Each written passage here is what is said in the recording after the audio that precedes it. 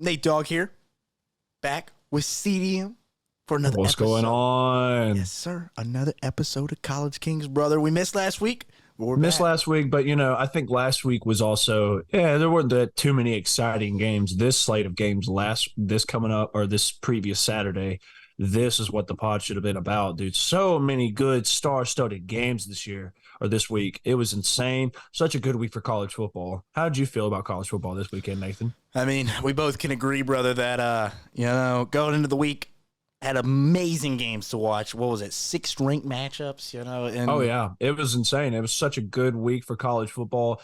We had that down week last week for sure, but this week picked up the pace and the excitement for everybody. This week felt like, all right, college football's here. These are the games that are going to change the landscape. Big matchups, big conference matchups. Alabama, Ole Miss, we'll get into that. Clemson versus Florida State, we'll get into that. The Buckeyes game winner at the buzzer against Notre Dame. We're going to talk about that. Insane. I mean, there were so many amazing games where we knew Washington and Colorado and Oregon. I mean, unbelievable games. And, those games were the ones that were like, all right, whoever wins these games are either legit or they're going to move up or, they're going to just change the landscape of everything. Oh, yeah. I mean, let's just get right into it, brother. We got some massive ones to talk about. Let's recap last week. And we got to start, obviously, with that Buckeyes win, brother. Oh, in my opinion, probably going down as one of the best games of the year so far. It was not an offensive explosion, what everybody was thinking, but such a defensive battle going into that halftime 3-0 going in for Ohio State, and then came back out. Notre Dame came out on fire. And Sam Hartman marched downfield, got that score for him. This game showed me that both teams have grit for sure, but ultimately Ohio State showed that they wanted it a lot more, as you said, with that last-second touchdown. And as you told me before, Kyle McCord right there, that drive showed that he is that guy. 100%. I couldn't agree anymore when it comes to McCord because that was the biggest thing, obviously. All year, quarterback competition coming into the season. Everyone felt like McCord was the guy, but he wasn't going out there and showing it. He wasn't out there balling like a Caleb Williams or Michael Penix Jr. And when you that game, not a good game offensively. I think it was about 3 quarters in. I think almost every Ohio State fan in the world was like, "What the heck is Ryan Day doing? This guy sucks. McCord, not that guy. What's going on? We can't call a right play."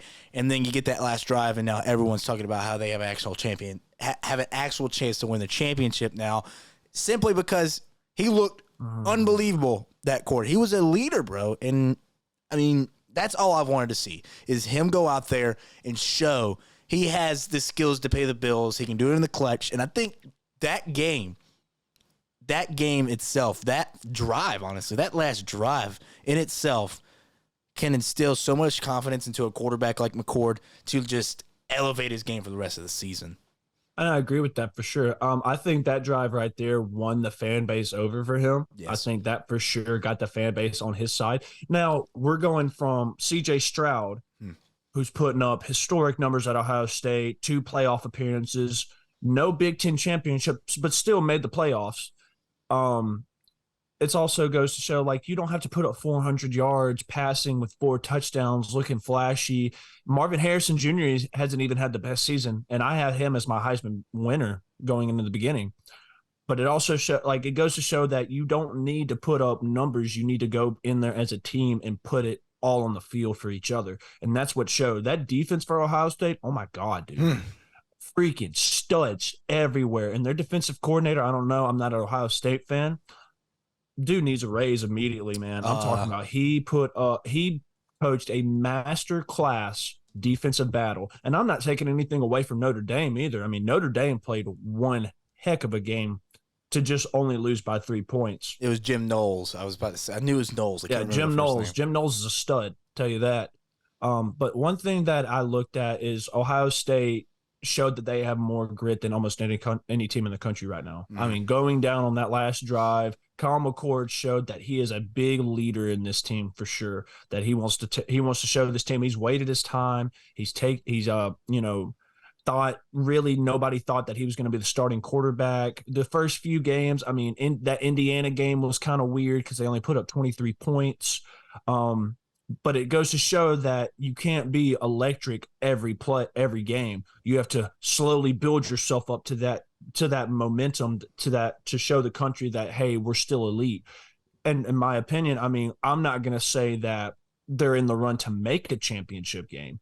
I think they're in the run to make a Big Ten championship appearance, but also you have to look at their schedule, whom they have to play. Penn State right now is on fire. Penn State is the only team in the country that has not had a turnover yet, and they still have to play Michigan at the end of the season.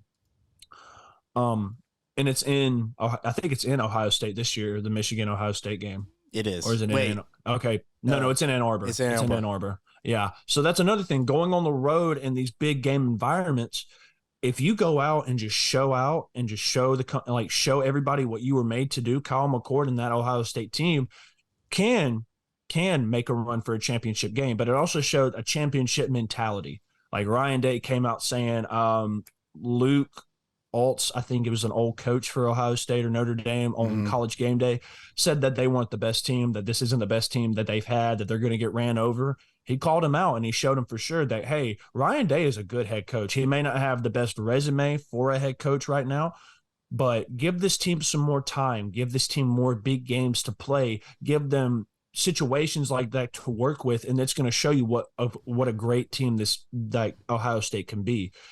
I just don't.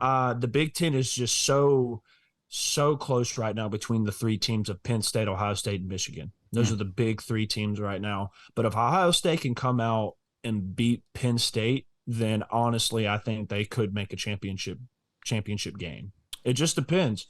But I liked it.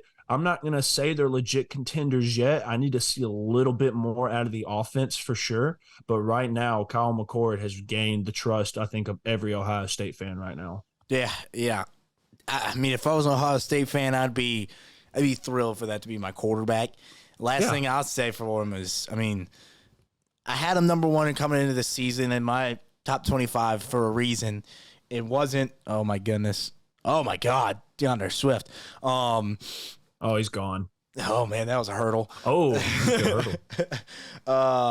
but like I was saying, it was the biggest thing for me going into the season, and everyone knows it wasn't McCord gonna be better than CJ Stroud. It was, this roster is unreal and loaded. I mean, so much star-studded talent. Yeah, and we saw it this weekend. I know they only put up 17 points, whatever. You know, sometimes those are the kind of games you got to win. You got to play like that. Like you said, that was so much grit, so much, you know, it was such a dogfight. You know, all the talking back and forth with Lou Holtz, you know, on the Pat McAfee show, they're kind of joking around, but he said that Notre Dame, Alabama, what? Georgia, what? All these teams are all gonna, you know, out physical Ohio State. It's been a thing that's in the past that we've seen. And while you could still say Notre Dame probably out physicaled them for, you know, 3 3/4 quarters, it took one drive to out physical Notre Dame. And you saw it on that last play where they got into the end zone on a run play. So for me, I had them at number one for a reason. I'm big on it. I love Ryan Day's attitude. I've never been a Ryan Day fan until that post-game interview where he was fired up, and he got me fired up. I wasn't even rooting for him, and when I saw him go out there, that post-game interview, dude, got me. I was waiting to see some more Ohio State football, man. I was wanting to go for 4 more quarters. I know, right? One thing that killed Notre Dame is they just drove down the field on them. In that goal line stand, they only had 10 players on the field. Twice. Marcus came out. It was the last 2 plays. Man. It's the goal line where they scored. Marcus came out and said, the head coach for Notre Dame, he just said he had no timeouts left and he didn't want to take a penalty. Bro, if I'm you, they're at the 1 yard line. What's taking a penalty going to kill you, dude? Like, get your personnel on the field and just try and go for a goal line stop, bro. I mean, your defense was playing good the entire game. Yep. Like, defense was shutting them out. And I'm not taking anything away from Notre Dame's offense, but their defense showed me that, like, they can be a top 5, top 10 defense this year. And if this is their only loss, we could see a matchup in the playoffs between Ohio State and Notre Dame. Could. I'm not going to say Notre Dame's bound to make a playoff now. I mean, they're 4-1. Ohio State's 4-0. Notre Dame's got a little cupcake schedule coming in. I think Ohio State, in my opinion, Ohio State is going to be one of the most battle-tested teams in the country. I think that's my opinion, that they have to go and play. They have to play Penn State at Penn State this year, and then they have to play in Ann Arbor. Those are two tough environments to play in, especially Happy Valley. Happy Valley is very, very hard to play in, super loud, super energetic. I mean, but we will I think that Ohio State, if they are to make a championship run or a playoff run, that they're going to be the most battle-tested team out of all 4 teams that make it this year. Yeah. That's what the Big Ten does. It's going to set you up for success when you get into the playoffs. You're going to be ready. You're going to be ready to play some teams. And I think we could go on to this next team that got battle-tested for the last, 3 weeks, And, they come out with a victory these last 2 weeks. Hey, wasn't pretty that last week, but they come in and not a lot of people had Bama winning this one. Game day was majority. Shocked. It was majority Bama on game day, which that shocked me a little bit. But coming into shocked that Bama came in at 7-point favorite.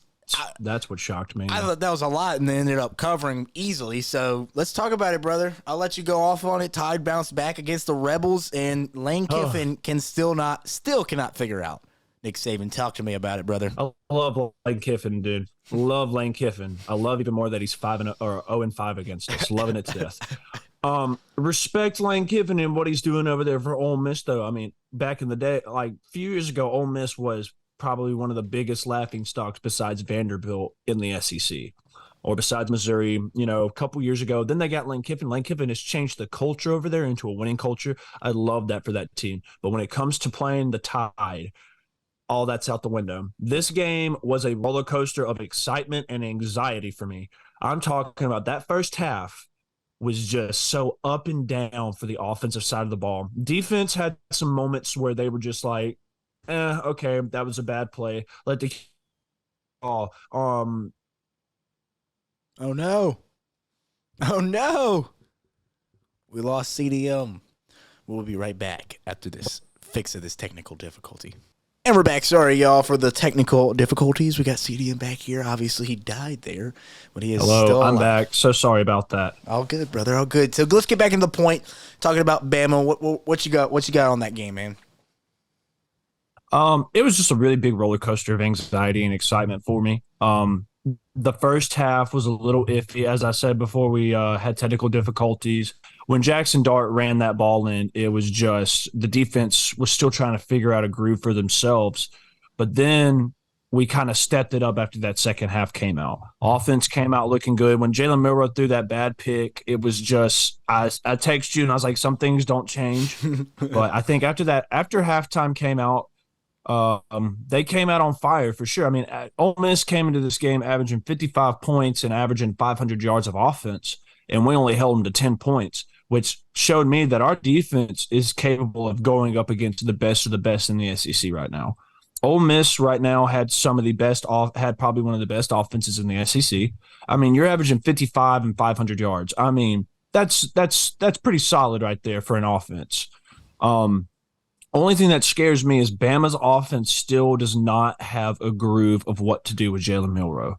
Jalen Milroe, it was a little skeptic, but I think, in my opinion, you need to be running the ball more. We need to be running the ball. An RPO system would work so perfect for Jalen, bro. I'm not talking about sit back in the pocket and make decisions, because if he does that, he's going to run out. He's going to run outside of the pocket and then not even throw the ball away. He's just going to run out of bounds and just lose yardage. Like, he needs to learn how to throw the ball out and just save a down for the next play. Save a down for the next play and make it doable for the offense. We have studs all the way around, but I think it starts with the offensive line and it starts with Jalen Milroe. And I'm putting half of it. I'm going to put this on Tommy Rees, dude. Tommy Rees, I don't know what is up with his play calling, but it's not the Bama standard. It's not what Bama is known to do. We've been spoiled with quarterbacks. I'll take that. I'll say that right now. We have been spoiled for sure. But this also reminds me of Bama back in the day, back in 2008, 2009, when we didn't have an all-powered quarterback, but we had such a dominant, solid defense. And our defense showed me yesterday that they are good, dude. Or Saturday, my bad. They showed me that they are able to play with the best of the best. And I think I think Bama's defense can only get better from here. But the offense has to figure something out before it's too late. Because I mean, the Texas game was that one. Texas was that one game where you were like, okay, well, Jalen Milroe has some killer plays, and that's what he's trying to minimize. Yes, he had that one pick, but he came out was throwing above. He was throwing at least 69%. He threw a touchdown, and as you told me before, dude, he has a cannon. He has an absolute cannon of an arm. So as we said before, run the ball, run the ball, run the ball, and then when they least expect it, beat them over the top, dude. We have guys on the outside, Jermaine Burton, Dog.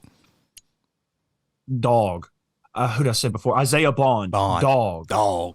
Malik Henry, dog. The Maryland, the tight end we got from Maryland in the transfer portal, dog. And then you got our running back room, Chase McClellan. I promise you, as you said before the pod, his better days are in front of him. He is such a hard grit runner, dude. He will drop a shoulder. He will go in the pile and just churn his feet.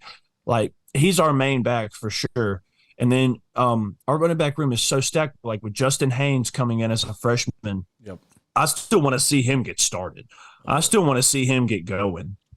But I mean, and Jalen Milroe is such a dual threat type of guy, and he shows the arm strength. It's just the precision and the accuracy that scares me. But once again, Bama's been spoiled with some of the best throwers in college football, with Tua, with Mac Jones, with Bryce Young.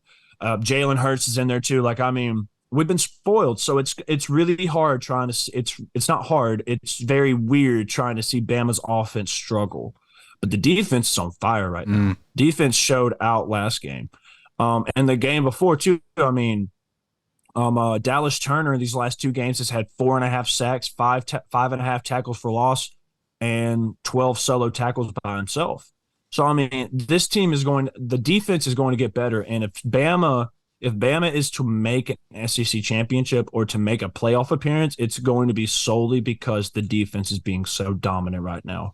Ole Miss, they just didn't have an answer in that second half. They just got totally out-coached and shut down. And that's what always happens that's what happens between Nick Saban and Lane Kiffin. Yep. Lane Kiffin always gets out-coached by Nick Saban. Yeah. And I still think Ole Miss has a big shot to still do something, but they have to play LSU next week at home. But still, LSU right now is on fire as well. Jalen Daniels, very big Heisman sleeper right now in the country, in my opinion. I mean, that Arkansas game was a close game, but it came down to him making that last play. But Lane Kiffin being the offensive-minded coach he finds ways to open up that offense. But I think Ole Miss should do something that Bama's not doing. Just run the ball. Yep. Run that ball. And I mean, Ole Miss has got playmakers everywhere, dude. It's just they got out-coached. They got out-coached this game. And that's all I can say about it. I mean, Bama to me can still be a legit contender if they figure out offense and if defense takes another elevation in their game for sure. Yeah. And you never count out Nick Saban, dude. I'm sorry. You never count out the GOAT. You can't. He can lose 3. I mean, Alabama could lose 3 games and he'd still looked at as the greatest coach of all time. But you never count out Nick Saban in these types of situations. Another thing is like we don't have the star-studded coaching like we used to have.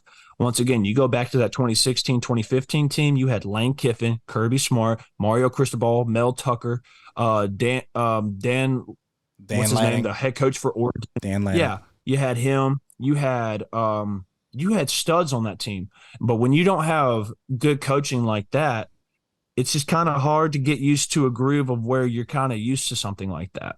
But we came out with a dub. It wasn't clean at the beginning, but a win is a win. We move on to the next game. We play Mississippi State next week at State. So that's going to be a fun game. I mean, Mississippi State just came off of a close 37-30 loss against South Carolina.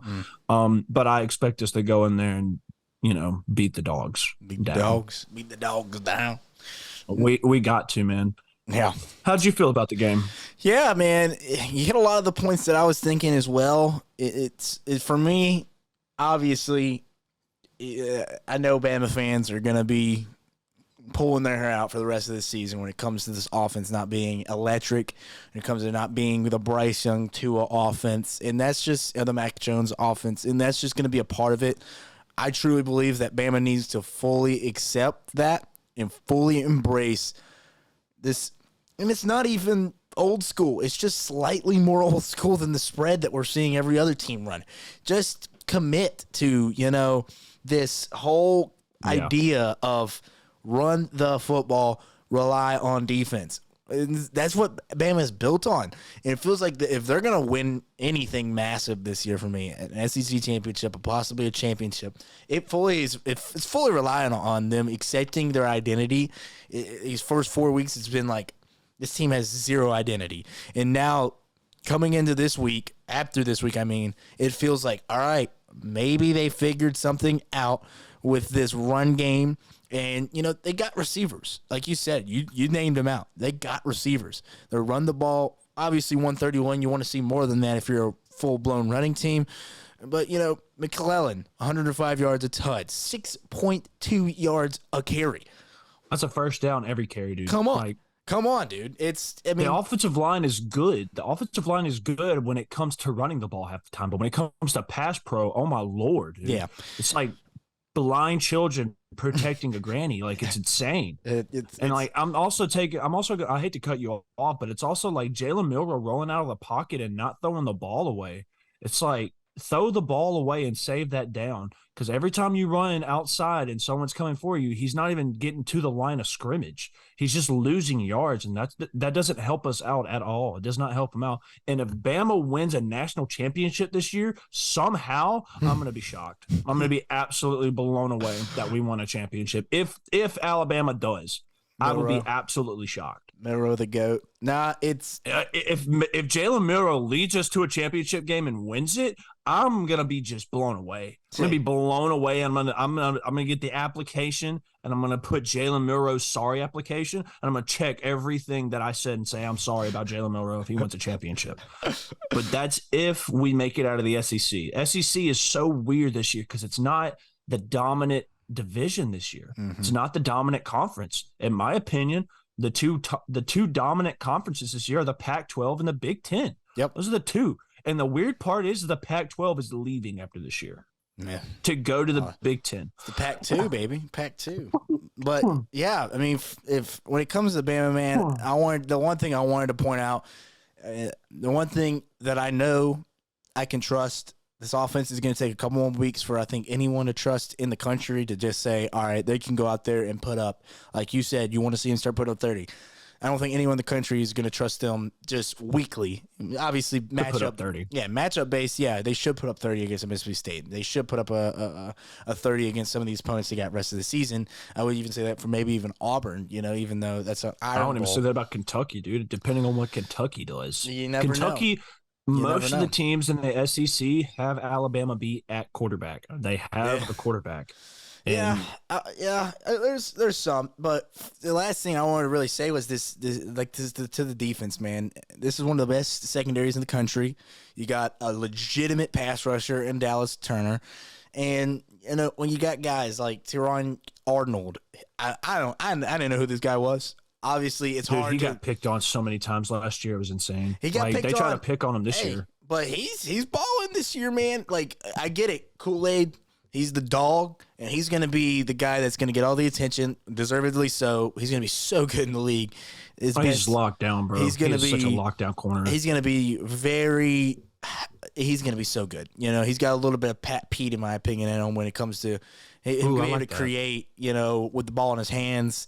And, I love him, but Arnold, he led the team in tackles. He was everywhere, it felt like, when it comes to on the defensive side. This was probably one of the best games I've seen him play in his Alabama career. It's probably one of the best because last year it was just like he was getting flagged for PI, not making tackles. just giving up busted coverages. Yep. This year he's shown he's shown growth for sure. Yeah, him, Arnold. And like that pick, I mean, that pick against Ole Miss was good. I mean, it was it was just a prayer ball. Yeah, but still, I mean, as you said, this secondary is one of the best secondaries with Kool-Aid McKinstry at cornerback 1. You got Arnold at cornerback 2, and then you have Malachi Moore over the top, taking control. And then you also add in the freshman Caleb Downs, who's starting. Thank you. Yep. Downs, he's a baller. Downs is a stud, dude. I'm so glad we got him. He's a baller. Like you got his guys. His ceiling is only going to go from up, dude. Like, I don't think you have a ceiling on this game yet. We have not seen the full potential Caleb Downs has as a defensive player yet. Yep. So that's for me. It's just there's guys everywhere on the defense. If you could trust anything on this team, it's going to be the defense. Obviously, there feels like there's still some holes when it comes to pass protection on the offensive line. Quarterback is a week-to-week thing, it feels like. But they've got guys. Mm-hmm. I think if you're an Alabama fan, you got to feel really good. You get your biggest win of the season after losing to a Texas. You can look ahead with, hopes of winning the SEC still. The West is wide open now. You got a one-loss Ole Miss with a SEC loss.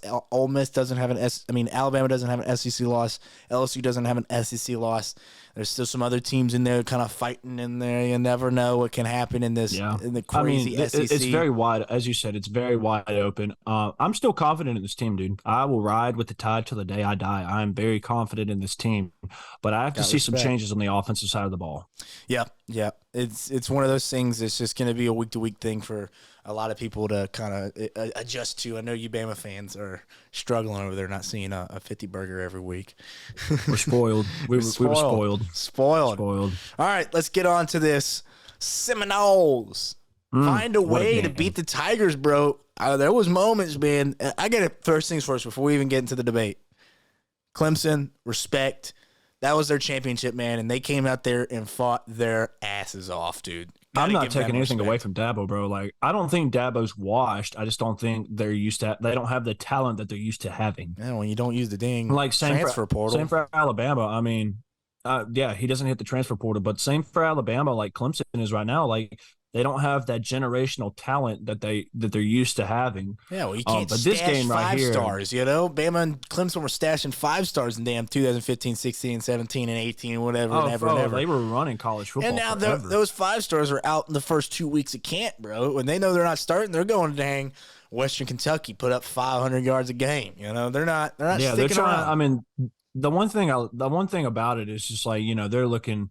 It's not really about – I think it's about money, but I also think it's about, like, they want to get drafted, bro. They don't want to have to sit and wait and just have an opportunity – wait for that opportunity to show. They want an opportunity when they get there.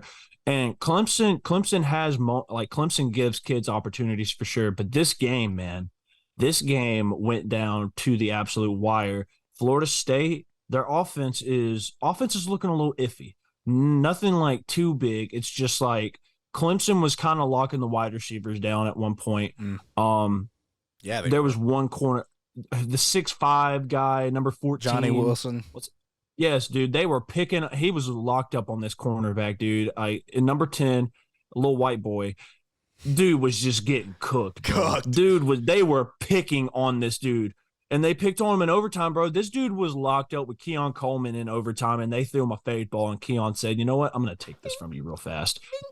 Keon said, game, right there, done. Like, I mean, the defense for Florida State showed me, though, that they could play, though. Like, they have some hard hitters on that team. Mm-hmm. Like, that fumble touchdown that they had, bro, oh, my gosh. Cade got smacked on that play. Murder, bro. I'm surprised they didn't throw a flag on it. But it was such a clean hit at the same time. Exactly.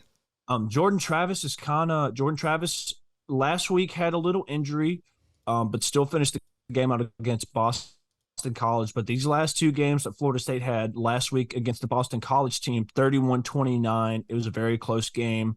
When Travis went down, everybody was kind of like skeptic on what was going to happen, but he came in and finished it out. This overtime game kind of showed that they can be vulnerable on both sides of the ball. Like, you can figure this team out for sure. How did you feel about the game? Yeah, man, watching it, I was definitely shocked because, first things first, like I said, too, like, I did think Clemson was this is going to be their best punch. Like, Clemson was not going to come in here and lay a dud. This was their championship. This was their entire season. If they lost this game, which they did, I mean, the ACC is pretty much gone. They don't have a chance after 2 losses in the ACC. No playoffs this year. Oh, that's gone. Sorry. 2 losses. I mean, those hopes and dreams are done. But and the SEC. So for me, it was you were going to get their best punch. I was shocked how good the offense looked. Cade was impressive. That was the first time I've ever. Hey, Shipley, dog. He's going to be so good in the NFL. The offense for me was very impressive when it came to they looked such a certain way against Duke, and then they looked like the opposite against a good Florida State team. Tell you. That's what I was going to say. It's just like I think everybody, including me and you, overreacted about that Duke loss. Yeah. It was a big loss. First game of the season to win it. First game of the season. It was very weird to see Clemson's offense that bad to only score 7 points. As you said, this was their championship game. And this offense looks like a top 10 it looks like a top 15, top 10 offense now. Like stars. It was insane. Like they put on Cade looked good, making good decisions. The one thing I did not like, it was an overtime. It was that 3rd and 1, and they were running that RPO, the bunch formation down to the left, and then they ran ball, and it was already forming into a run play. Like those DBs for Florida State were locked on those wide receivers when that ball was when that ball was in the handoff, and then he just picked it up and threw it, bro. Mm-hmm. He should not. Like it's 3rd and 1. You have one more chance to go for it. And like you decide to try and kick a field. They didn't even get. Did they get turnover on downs, or they missed the field goal? I know they missed the field goal to like win the game and not send it into overtime. I mean, they went for it because they had to, and then they didn't get the first down or touchdown. I mean, it was just that one play call right there that kind of just killed the game for Clemson, bro. Because if you get that first down, you still have a chance to go into double, triple overtime, maybe. It was just some play calls like that kind of killed him. But other than that offense just showed me that, hey, we're still here they're still here to play. Dabo, and everybody's questioning Dabo. Dabo's washed. Dabo can't do it anymore. Dabo doesn't use the transfer portal. Yeah, we get it. Dabo doesn't use the transfer portal, but also Dabo's a 2-time national championship coach. Like, you can't be dominant every year, and Alabama's showing it. Clemson showing it. It's the 2 top dogs for the past few years that have been dominant, and now they're just kind of falling off. But one thing I can say about Florida State, and I hate to cut you off, Florida State did not look explosive like we're used to seeing. But if they clean up the little mistakes on the offensive side of the ball, penalties, holding, wide receivers trying to get open against good talent, then I still think that Florida State can make the playoffs and also have the best offensive team in the nation. Yeah. Yeah. It was a testament. That game was a testament to the Clemson defense as well. You see these guys flying around for Clemson. I mean, I pulled up the stats here. 22 rushing yards for Florida State, with Trey Benson, one of the best running backs in the country. Rodney Hill is no joke. That dude can make a play in a second. Tuafili, that's his name. I know how to say it. It's just his weird name. Lawrence Tuafili, dog as well. He can make a play out of anything. Jordan Travis, we know what he can do with his legs. And Jaheim Bell, they like to put him at running back every now and then. So for 22 yards, only on 20 rushes, very unbalanced. I don't like seeing that from Florida State, but it was also Clemson was saying, you're not going to run the ball on us. You're just not. No. They're not going to. They beat him in the trenches. They beat him in the trenches, and that shocked me because Florida State's got a good offensive line, and they have a good defensive line, and both of them lost all game. So it was a little bit of a shocker to me. I think this is one of those wins, though, when Florida State you walk away with a win, you say, all right, we definitely did not play our best. Our quarterback was not 110% with the injury to his shoulder. You walk away saying, all right, we got the win. Just be happy you got the win. Let's watch tape this week. Get better. Don't allow some of these things to happen. You got out-physical. Dabo came in there and said, we might not be better skill-wise. It's hard to be against this Florida State team because they got skill everywhere. We might not have the skill, but we can out-physical this team. We can just strength. That's all it was, it felt like. And they just played harder. It felt like Florida State came out a little just lackadaisical. So I think this is a wake-up call, wake-up win. It's much better in a win when you get this wake-up call. So Florida State, good win. Clemson, very impressed with your effort. And guess what? Clemson's not dead. Clemson's not dead. Clemson's not done, dude. They're gonna come back around and they're gonna do their thing. They're never gonna be a gone team. So respect to Clemson for competing. And I said this right here. I was like, this game was the best game of the week, right behind the Notre Dame Ohio State game. This team, like this game, was just right there, man. It had excitement. It had entertainment. It had you at the edge of your seat wondering who's going to score next, who's going to get this next stop to win the game. Like, I mean, it was a fun game. And as you said, no disrespect, Clemson's DBs are dogs. Dogs. Like, they were locking down Keon Coleman, and they were locking down what's his name again? I forgot. No, Johnny Wilson. Yeah, Wilson, dude. Another thing is, like, Florida State takes so many deep shots downfield when they're desperate. Like, when they are desperate to get a first down and it's 3rd and long or 3rd and medium, they are going to put the ball downfield. And about the rushing attack from Florida State, I mean, their rushing attack has not changed since the first game against LSU. Like, the LSU game, they averaged 3.6 yards a carry. And it just seems to not get any better. And it's, as you said, unbalanced. They had to get a balance in that run game to open up more pass plays, to get Keon Coleman, Johnny Wilson, to get those guys open like that. I mean, there's so much talent on that team, and there's so much they can do with all that talent to make everybody a better player. Yep. And it starts with Jordan Travis, for sure. It starts with Jordan Travis, and it starts with the coaching as well. I think the offensive coordinator for Florida State's going to have to find some ways to get that run game going, because if you have a dominant run game, dude, it's hard to beat a team. Yeah. It's hard to beat a team that has a dominant run game and a dominant pass game. Yeah, I mean, the best stat here, Clemson arguably could have won and should have won the game, and 146 rushing yards. That's still not even dominant, but that's way better than 25 or 22 or way better than 25. Like, you know? I mean, but also Will Shipley, as we said, dog. And that other running back for Clemson, Mafu,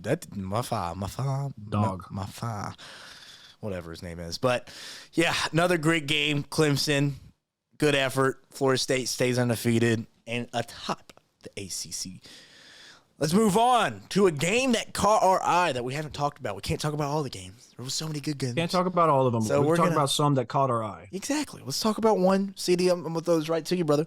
What's a game that caught your eye this weekend that we haven't talked about?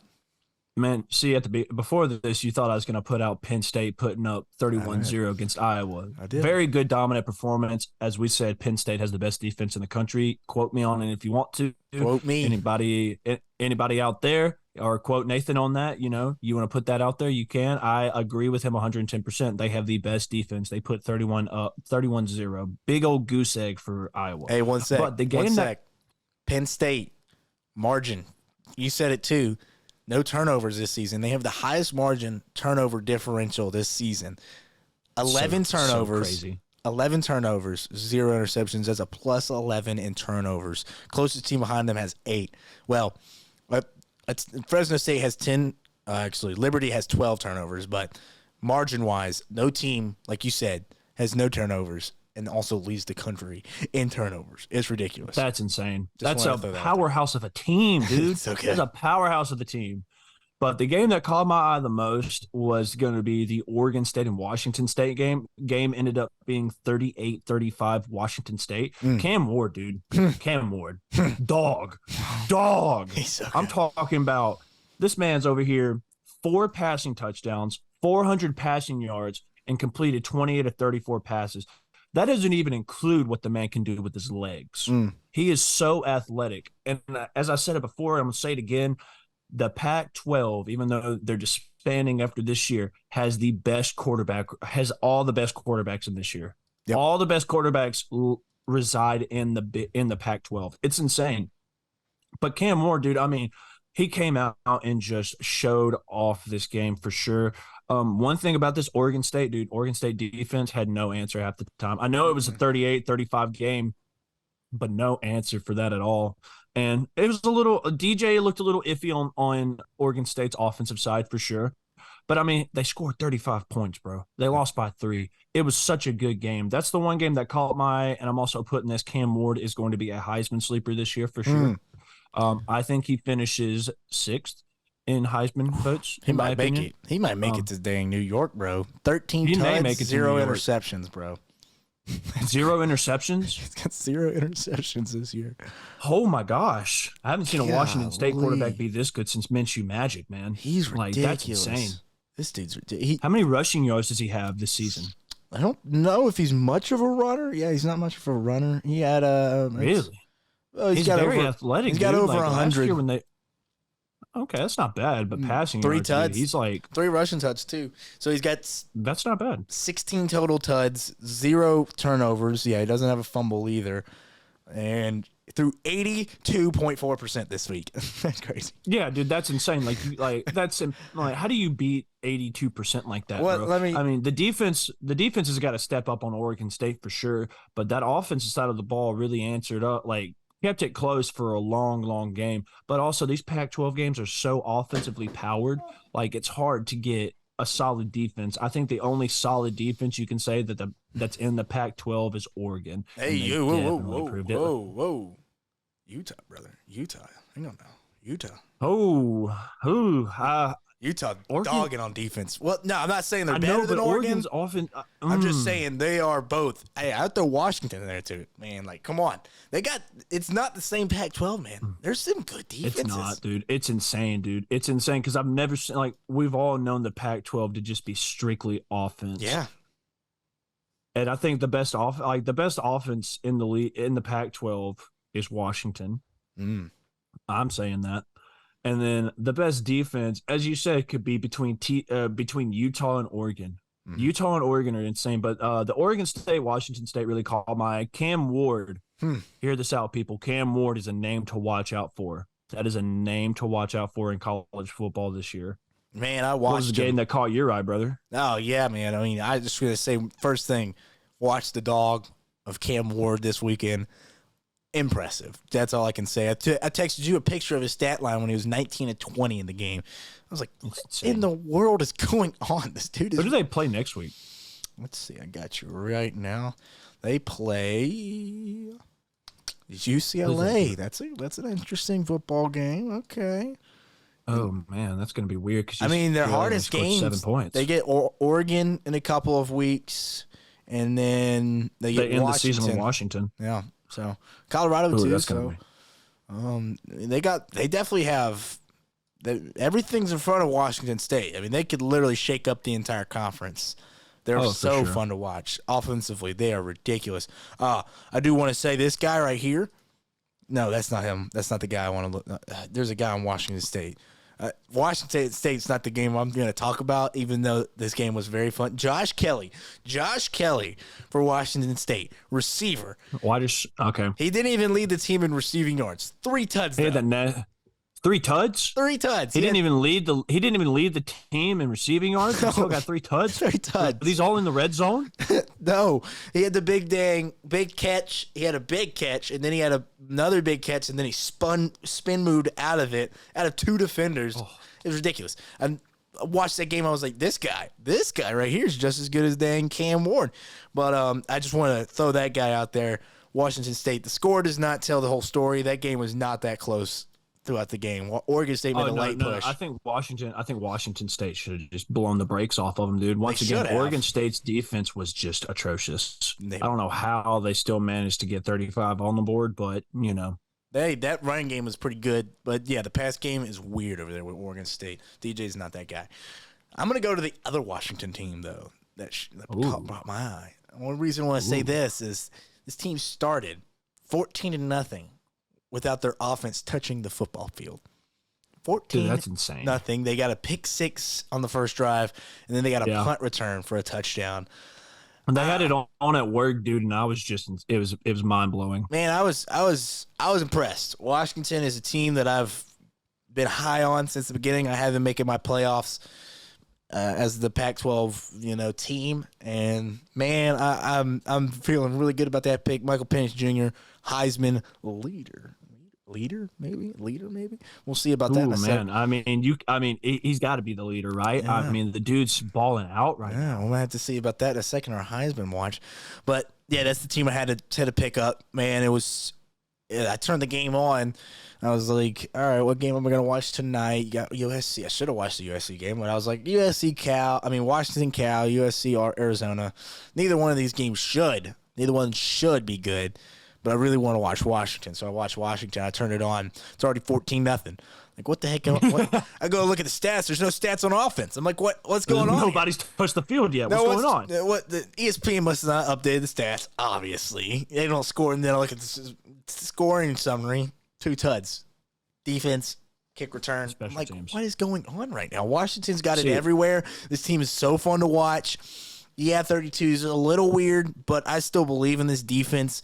They're got just studs everywhere on offense. I don't even need to lay that out. Their wide receiving room is the best in the league, is the best in college football. The wide receivers all go over 100 yards a game. It's insane. They got guys everywhere, with man. multiple touchdowns. Mm-hmm. They got guys that made a lot of good cornerback play. Linebackers are playing good. This team has just got players on a lot of spots, man. I'm impressed. In the right spots. In the right spots, man. I'm really impressed with Washington. I had to highlight them. Another game I wanted to highlight because I'm still high on this team as well. Them Hurricanes are coming, baby. Them Hurricanes are coming. Dude, the U may be back. They might be back. I know it's Temple. They should have done what they did, 41-7.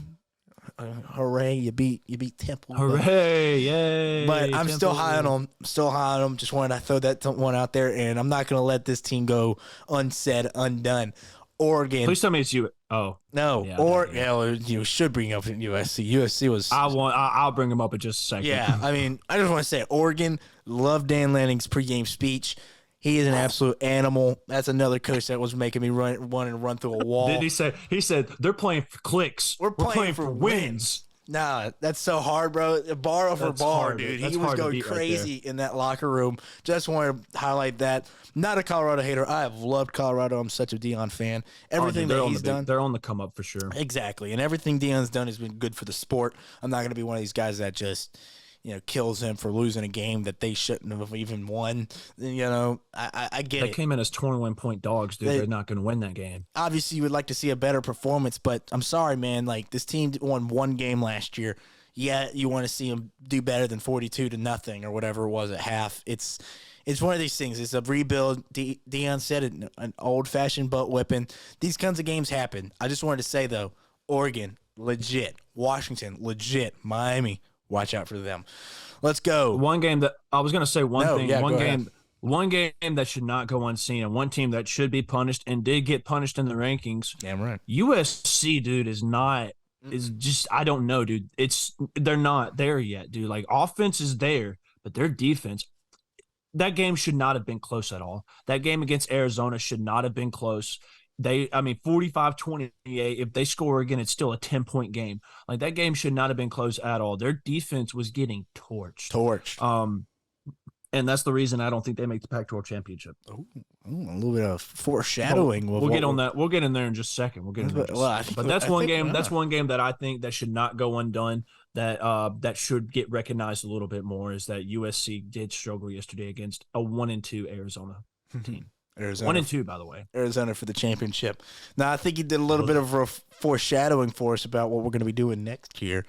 Got a little bit of a rapid-fire conference championship prediction. We're going to give you the two teams we think in the Power 5. For right now, we got Power 5 still. For right now. Of these Power 5 conferences, who we got in the games and who we got winning the games. So, CDM, let's go through this rapid fire. We're not going to stick on these things too long. We're going to give our team, give our winner, quick little reason why. SEC, I'll start us off real quick here. I'm going to go lean. I'm leaning. It comes down to one big game, obviously. I obviously got to have Georgia in this still. They haven't done anything to prove that wrong. One time they taste adversity, they go out and dominate the second half. So Georgia's making it. I don't think they're the same Georgia as the last few years, but Georgia's making it. Comes down to one game, LSU, Alabama. Right now, LSU's offense is just a little bit better. A little bit better. It's not little bit, but it makes the team a little bit better than Alabama for me. I'm leaning LSU. LSU still has some holes. This team is not perfect by any means, and I just want to say that, but I got LSU making it versus Georgia, and LSU upset, baby. Let's go, Homer. Oh, man. Okay. I was waiting for it. So I'm going to agree with you on both of those. Me being, I'm wearing this fantastic beanie right here. That's I'm an gonna take Alabama Georgia beanie versus for people LSU. listening. That's an Alabama beanie for everyone listening. I'm just gonna take Georgia and LSU, dog. Like I agree with you. It comes down to that game, and I feel like LSU's offense is just a little better. Is a lot better than Alabama's offense for sure. It's as I said before, it's going to come down to whose team's going to break first against that offense and defensive battle between those two teams. Alabama's got one of the best, got a good defense. LSU's got a great offense. You get them together, which one's going to break to really end that game? I'm gonna take Georgia, but only because it would be crazy if LSU went in there and upset that team. Oh, trust me. It would be absolutely. It would be absolutely insane. But I'm going to take the Bulldogs going back to the SEC championship and winning it. But they don't win the championship. That's for later pods down the road. But that's my SEC championship right now. Mind if I kick off the Big Ten? Go ahead, brother. Bring us home. The Big Ten championship is going to be We Are Penn State, baby, versus the Wisconsin Badgers. Penn State right now is just on fire. As we said, they lead the league. They lead college football in turnovers, and they lead college football without turning over the ball. Wisconsin is just – it's weird just because they got a new head coach. They're trying to figure out an identity for that team, but they have the only legit chance in the other side of the conference to make it. So I'm going to take Penn State versus Wisconsin, and I am taking the Nittany Lions to win their Big Ten championship since 2016. You spoke word for word, bar for bar, well for me. I'm not going to say word much. for word, bar for bar, baby. You cannot tell me. Hey, Nittany Lions all the way. I know I have. You'll find out where I have Ohio State, and I'm back on the Ohio State bandwagon, but I cannot watch this Penn State team and not think it's a little bit different. They got a quarterback. This defense is the best defense in the country, like we said, and I think it's the best defense that Ohio State will easily face this year, even with Notre Dame's legit defense. This is the best defense Ohio State will face. Is the best defense Michigan will face. Go with the Nittany Lions, baby. A little homer it feels like for me too, but I there's something different about it, man. There's something different about this Nittany Lions team. Give me the Nittany Lions in the championship win as well. Who do you have them playing? Wisconsin is word for word, bar for bar. Oh, okay. Okay, I got you. You know what I mean? All right. Big 12. I'll start us here. You got to have one team in there. They beat the Tide earlier this year, and they still look like they're cooking. Looks like their quarterback might be whoa. That's a rare sighting. Okay. All right. Hook them down, baby. Let's go. Oh, he got me. No, this team is legit. Their quarterback's in the Heisman conversation. He will probably be there in New York when it's all said and done. Don't know if he wins it, but he will be there in New York. He is very good. Texas is very good. This is the best Texas defense I've seen in probably a long time. The team I got them facing, though, this is the best version of their defense I've seen in a long time. Brent Venables is bringing back Oklahoma football, it feels like. The offense was weird, very weird against Cincinnati. I'm so stupid. I'm so stupid. I forgot Oklahoma can make the Big 12 championship. They can, right? Hold on, let me change. Yeah, they can. They've done it before. I was about to say, making me second guess myself. Let me change that up real fast. Let me make sure. I feel better now. Yeah, they can. No, yeah, they can. Yeah, they can make the Big 12 championship. Right. Yeah, they've done it before. Kyler Murray's year. Yeah, they can. Okay, good. Makes me happy. I thought so. Oh my God, dude! Just imagine if they both make it. Oh, that's gonna be amazing. Who the hell did you have in their place? Well, I'll tell you right now, I had Kansas State. Okay. Hey, that's still not a terrible pick, though. It's not a terrible pick, but I totally forgot Oklahoma can make the Big 12, even if they lose to Texas. Yep. I think that'll be their only loss on the season. I like Texas. Oklahoma's got a legit defense, it feels like, for the first – legit. Let's say legit in terms of Oklahoma's defenses in the past. Finally, a competent defense, and I love Dylan Gabriel. He is very, very talented. That man can sling the rock, dude. I'm telling you, he got wheels too. He's got wheels. He didn't show it much at UFC when he played there, but he also got hurt that one time. But he's got wheels for sure. I like him. I mean, he was a legit Heisman candidate over there in UCF. He comes here, high expectations to make this offense as electric as it was. They were averaging 50 points coming into this game. Weird offensive game against Cincinnati. I want to commend Cincinnati's. That defense played their Give Cincinnati their flowers, dude. They played a game. They played their butts off. The offense was terrible, horrible, but Emory Jones not that guy. But No, Emory Jones wasn't the guy at Florida. What makes you think he's going to be the guy anywhere else? He's not that guy. But I just wanted to say that Texas wins, though, in my opinion. Texas is legit. You'll find out where I've got them ranked later on in the pod. I'm going to say Texas versus Oklahoma. I'm going to take that. I'm going to say Texas wins the Red River rivalry. Okay. But okay. Oklahoma comes back in the Big 12 championship to get some revenge. Ooh, I and like beats the Texas Longhorns. I like it. I mean, this game can go either way, dude. This is probably. Listen, I said Ohio State and Notre Dame and Florida State and Clemson. Texas and Oklahoma could be game of the year for sure. Game of the year. 100% agree on that. That's gonna be, if it's anything like we think it could be, like it's fireworks. Oh yeah, and both two explosive offenses, two solid defenses. Finally, Oklahoma's got a defense and not an explosive off. Like they have the best of both worlds now at Oklahoma. Yep, they have the best of both worlds with an explosive offense and a fiery defense. But you have Texas. I'm gonna take Oklahoma. I'm gonna have to go against you on this one, brother. I love it. I love it. Start us off with the Pac-12, brother. What you got? Man.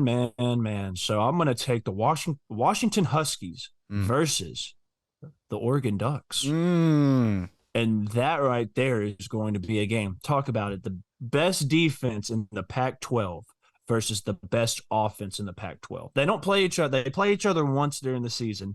And so I think one of them honestly splits it.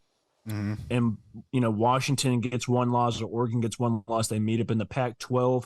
But if they meet up in the Pac-12 championship with both of them only being each other's loss, that has playoff implications all over it. Whoever wins that game is probably making the playoffs for the Pac-12. And I'm going to take the Washington Huskies. I am sold on Michael Penix Jr. I'm sold on that offense. As you just said, the defense is on fire right now. I'm not going to take anything away from Oregon. Oregon has Bo Nix. Bo Nix is right there in the Heisman contending as well. Their defense is dominant. They've been dominant almost every game they've played.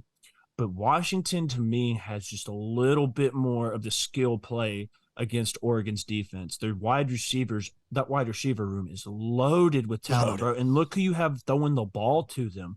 One of the most accurate passers, best deep thrower of the game, Michael Penix Jr., who I think Heisman frontrunner right now. But and I'm gonna take the Washington Huskies to win the Pac-12 championship game. How about yourself?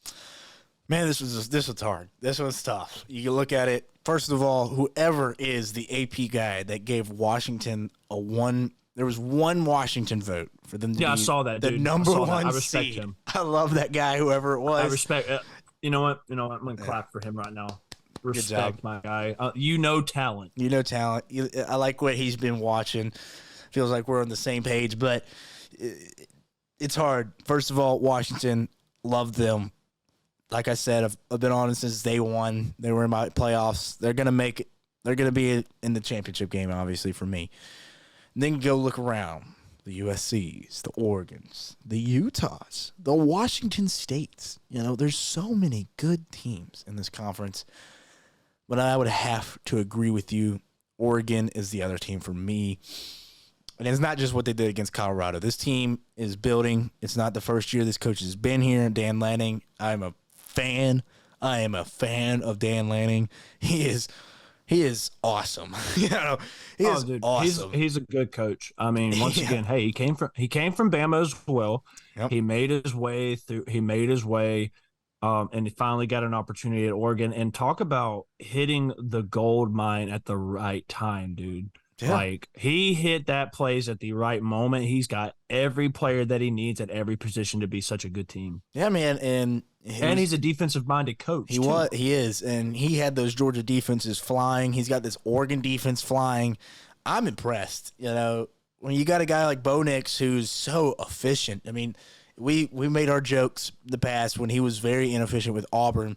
And now he's the most efficient quarterback in the country. It's like, what's going on here, first of all? How did he... Needed a scene change. It was a scene change. It was just I think it's strictly an offensive base thing. What he does at Oregon is, man, it's not even like Justin Herbert. I don't know. I'm blown away with how fast this team is. And yeah, I watched against Colorado, and Colorado is probably not the perfect team to watch, an elite team face. But man, they're fast, they're strong, they're big. I mean, everything that you want on a team, you saw it against Colorado. Obviously, you want to see that against higher level competition, but Oregon's no joke, and it's hard for me not to pick Oregon in this championship game. Washington, though, holding strong on that pick. I love Michael Penix Jr. I love their coach. I think it's their time to get back into that playoffs like they've done before. Hey, as we said before, man, we've seen Michael Penix Jr. at Indiana, dude. We saw flashes of him. We saw flashes of the potential that he had. And the transfer portal helped him out big time, helped him find a squad that was so confident in him. He's gotten bigger throughout the years. I'm not talking big. I'm talking about he's gotten swole. Yes. He's gotten confident in every throw that he makes now. He's just gotten to the right situation. And same thing for Bo Nix. Bo Nix coming out of high school, hated him because he was committed to Auburn. Obviously. But now that he's at Oregon, now I can finally cheer for him and be happy for him now and not wish the worst upon him in game, stat wise, no injury wise, just stats. Menace. And I'll say this: it's such a different team from when Cristobal was there with Justin Herbert.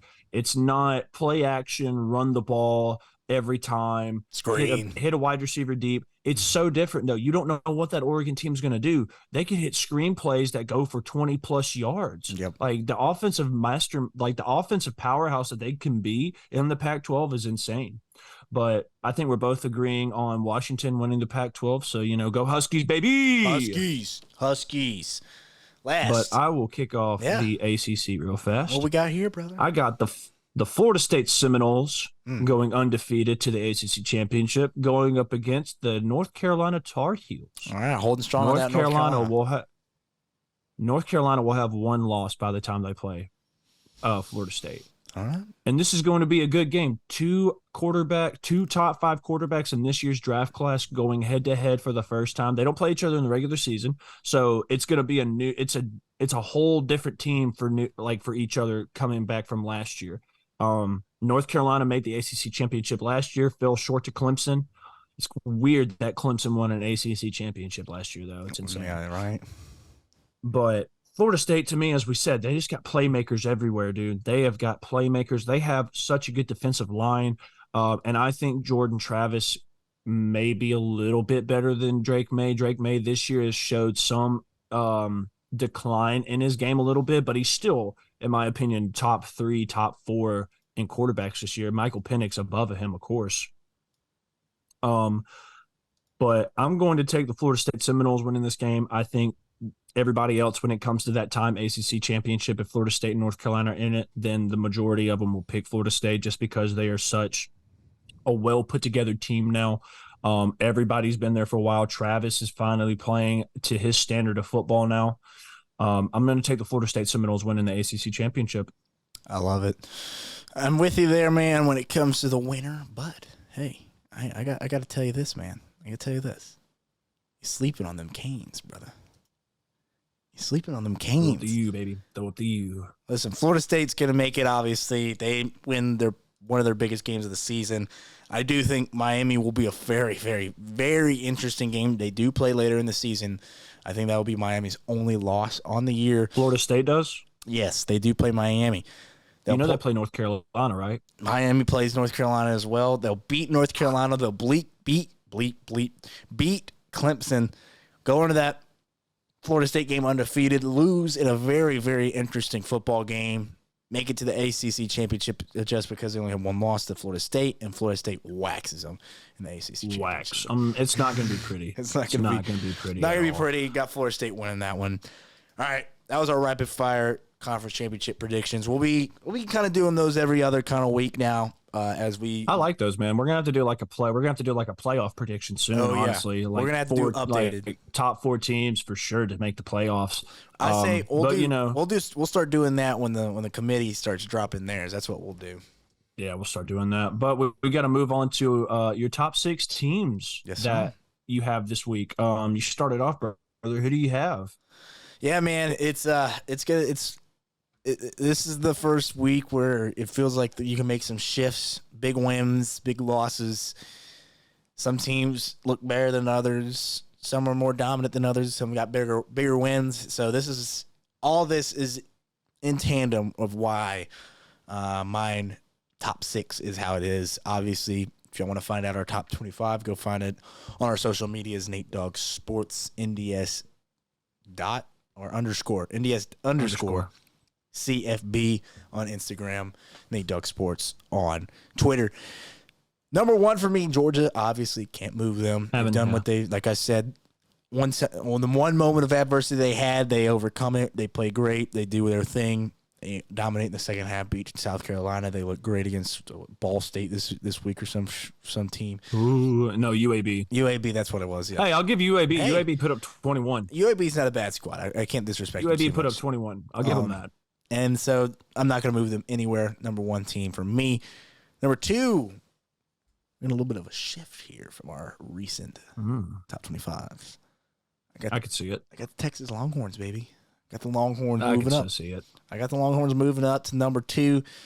They have a bigger win. Alabama, with their win against Ole Miss, proves that is a big win for Texas. I know Alabama was still figuring things out, and they still are. But for Alabama to still be a top 15, definitely, in my opinion, could make them a top 13, 12 team.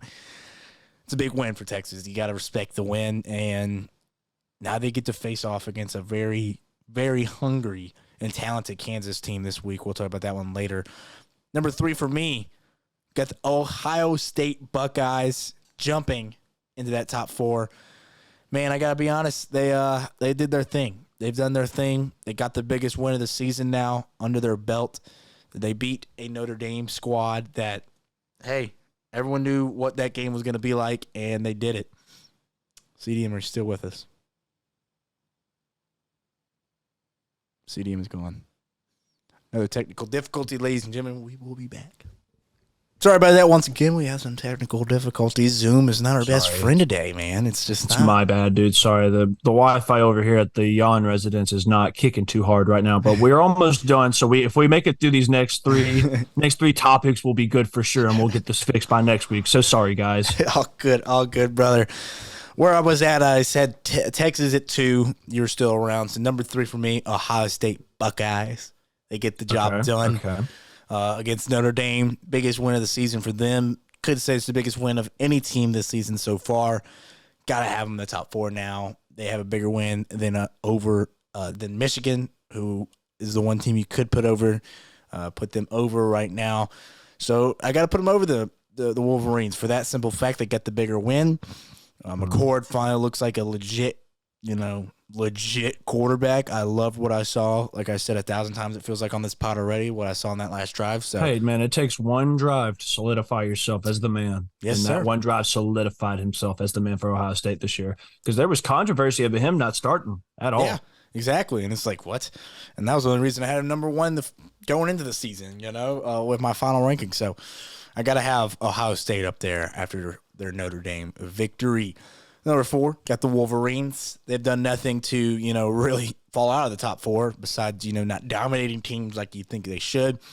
Struggled early on this week. That was a weird week for them, struggling a little early on, and even Pat McAfee picking against them. And I was like, is this guy a prophet early on? I was like, is this going to happen? Is this going to happen? Doesn't happen. Is he the prophet right now? Oh, my God. You never know with Pat McAfee, but didn't happen.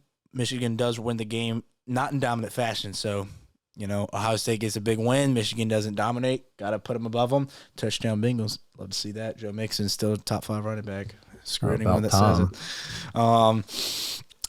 So number 5 for me, got the FSU Seminoles. Okay. Wasn't pretty, but they still beat a good Clemson team. I still think Clemson's good, even though they aren't in my top 25. Clemson's a solid squad. They got a lot of talent. Dabo's that guy. He's still a great coach. So, like we said, it was Clemson's championship. Get the big win. Florida State now can look ahead at some other teams. Not too many teams in front of them that might give them trouble. So, Florida State still in that top 5 for me. Got you. Number 6. Who's the other team out of this playoffs currently? For right now, I had one team.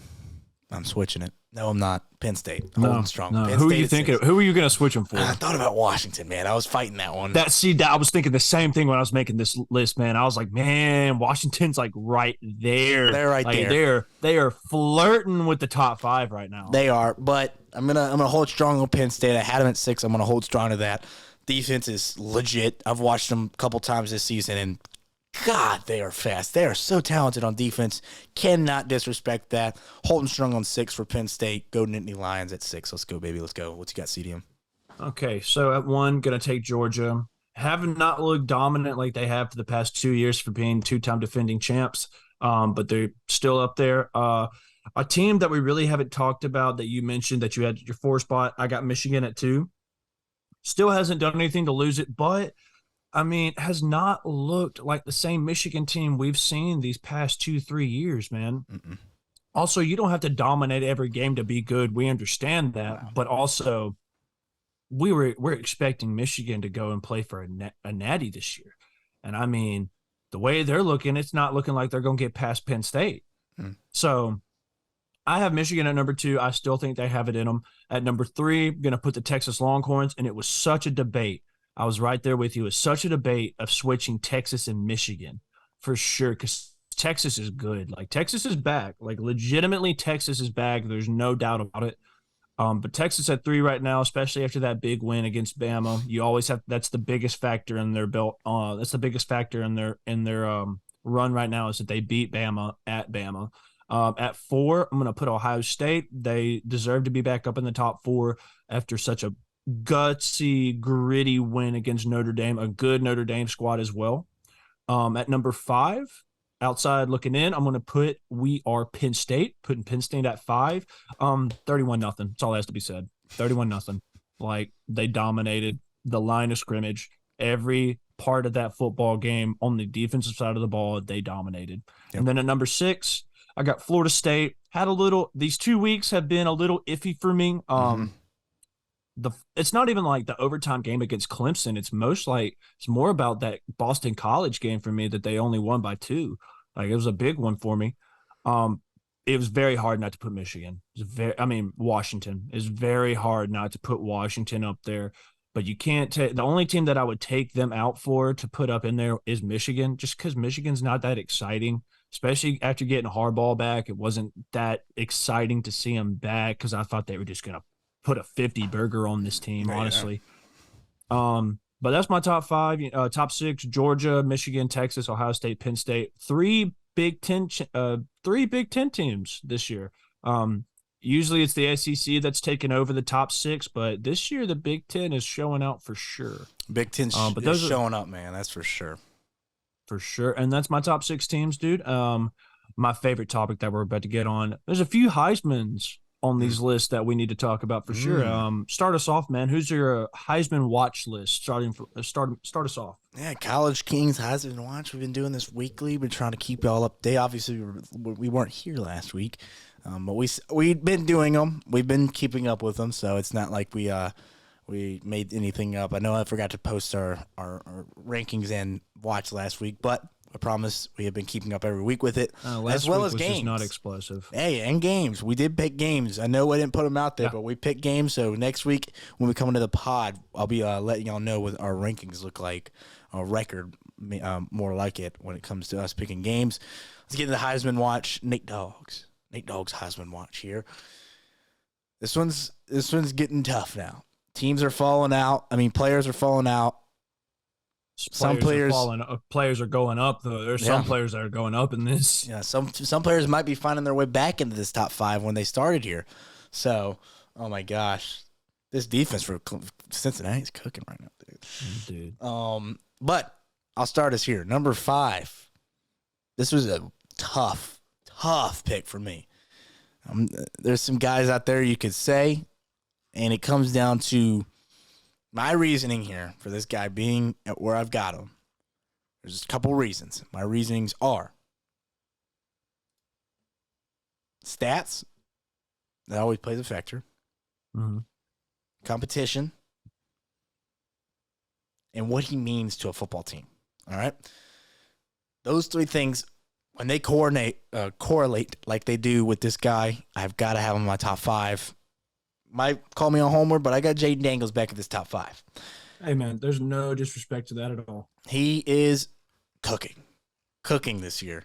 Like I said, stats-wise, 90 to 124 passes this year. That's a very good percentage. 1,300 passing yards, 12 tuds, and only 2 interceptions, 200 rushing yards, and 2 rushing touchdowns. He's looked great, man. He looks great. And the reason I have him here is, yes, you could throw a Jordan Travis in there. Yes, you could still even have maybe a Sam Hartman in there. You know, there's other guys out there that you might want to throw in there, like maybe a Dylan Gabriel, a Tyler Van Dyke with Miami. You know, Cam Ward.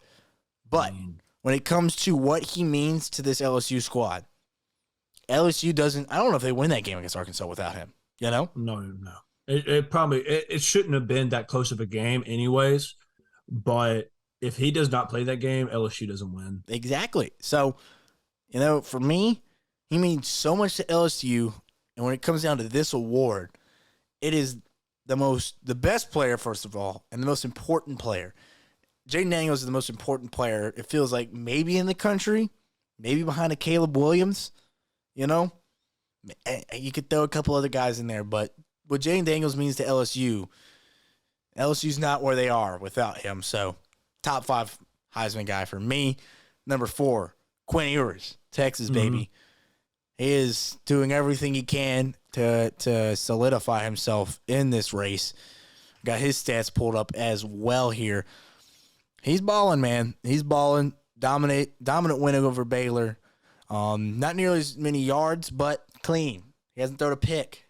1,000 passing yards, 9 tuds. He's running the ball. He's got 3 rushing touchdowns. What? He's playing smart, dude. He's playing like a smart quarterback should. Wow. Like, I mean, so if you look at it, is Quinn Ewers probably like one of the best Texas quarterbacks that you've seen so far? Definitely in recent memory. I mean, Colt McCoy's the only guy I could even like think about. Vince Young, obviously, back in the day, but yeah. Interesting stat also. Ewers hasn't thrown a pick in 7 straight games. This is not good Lord. This is not unnatural for the guy. He is just a smart football player. He's leaned up, looking good. You know, got in the weight room, looking good. He's like at 195, right? We talked about that like a couple pods ago. He's like at 195, dude. He's shredding up. Like it's good weight too. Like I mean, he was what, good weight for him last year. Exactly. So it's all smart. Say he's on a diet now. I like what I'm seeing from Quinn Ewers. Got the Longhorns at 2. Got to have them. Got to have their quarterback in there. Yeah. Number 3, Mr. Bo Nix. Yes, sir. Domination over the Colorado Buffaloes. He's been in my top 5 for the last couple weeks. He's going to stay there as long as he's doing what he's doing. I mean, the stats are ridiculous. I'll pull up his stats too real quick. I got him right here. Back in the day when I used to say Bo Picks instead of Bo Nix. Hey, and he's not doing too many of those. Only 1 pick on the year. Only 1, and that was last game too. It was. In a rushing touchdown, he's so efficient, dude. I mean, he's literally only missed like 25 passes this year. He's throwing above 70%, right? Oh yeah. I mean, he's balling, man. I mean, he looks. I mean, you never saw this at Auburn. Nope. You did not see this at Auburn at all. I don't think they had the right scheme around him when he was at Auburn. Mm-mm. And as we said about Michael Penix, I'll say the same thing about Bo Nix. He found himself a spot. He found his home. Yes, and it felt like that when he went there. But yes, number 3, Bo Nix. Number 2, we got a little bit of a shift here. Got Caleb Williams at 2. Yes, Caleb is as amazing as any quarterback ever. He's still probably the number 1 pick going into the draft. No one is discrediting his talent, and you can honestly use your argument against me, my own argument, when it comes to his value to this team. I mean, his value is literally, you cannot put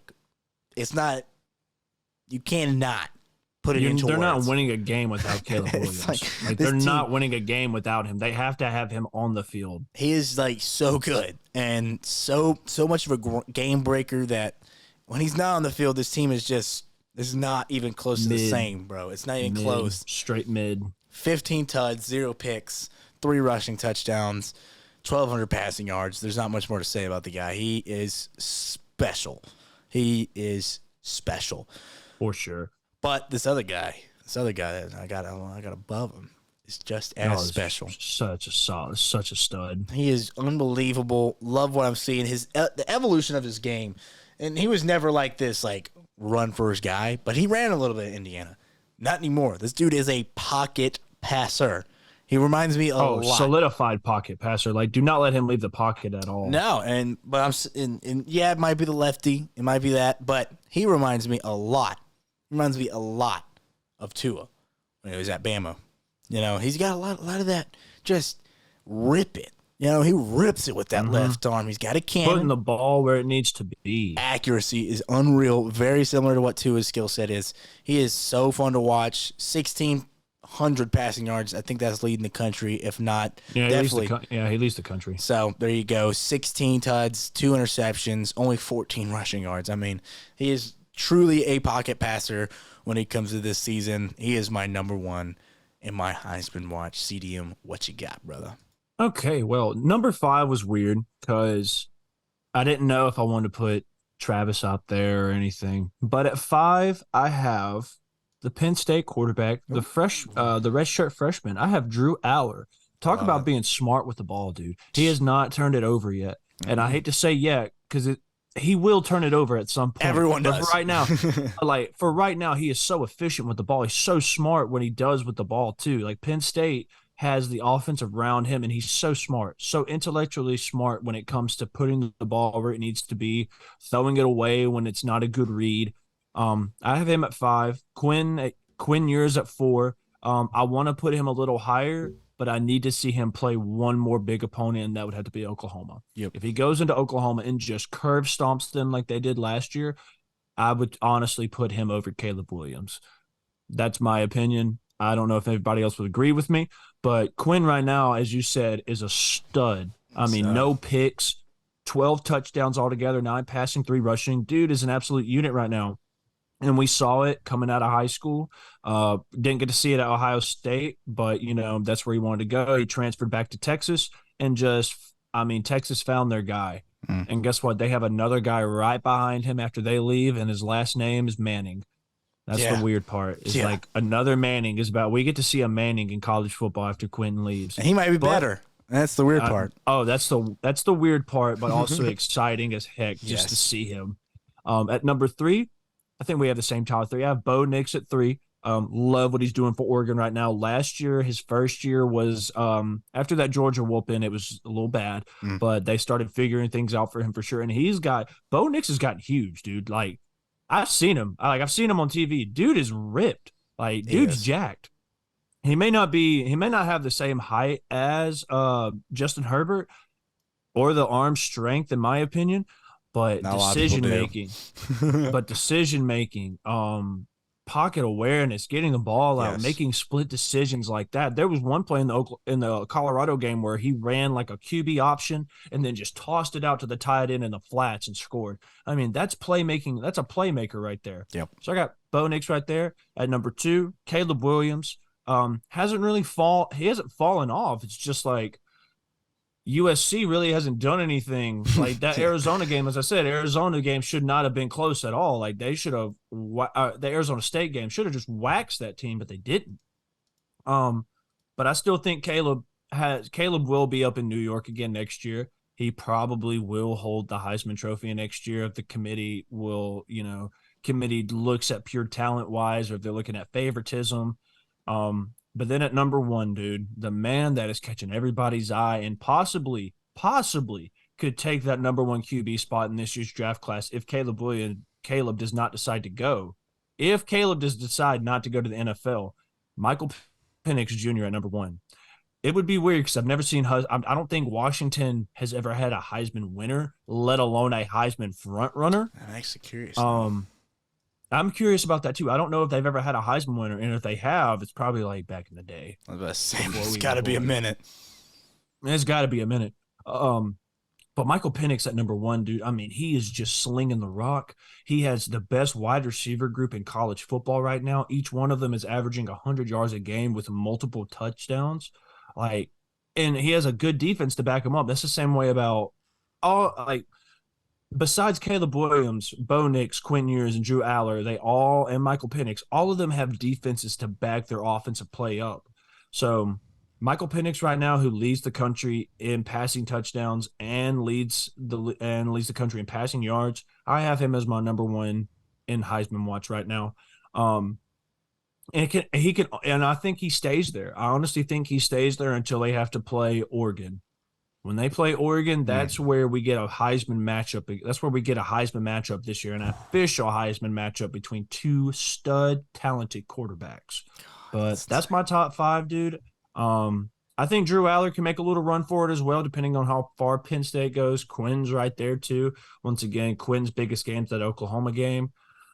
I'm not going to sleep on Bo Nix hoisting that trophy too. I mean, dude's playing lights out right now, but Oregon right now is playing lights out altogether. But that's my top 5, dude. I like it. I don't expect the top 3 to change anytime soon. I do believe Jordan Travis will be back up in the top 5 once they figure out some offensive moves to make to not be just to have some comfort. They didn't look comfortable these last 2 games, but I expect Jordan Travis to be back in the top 5 for sure.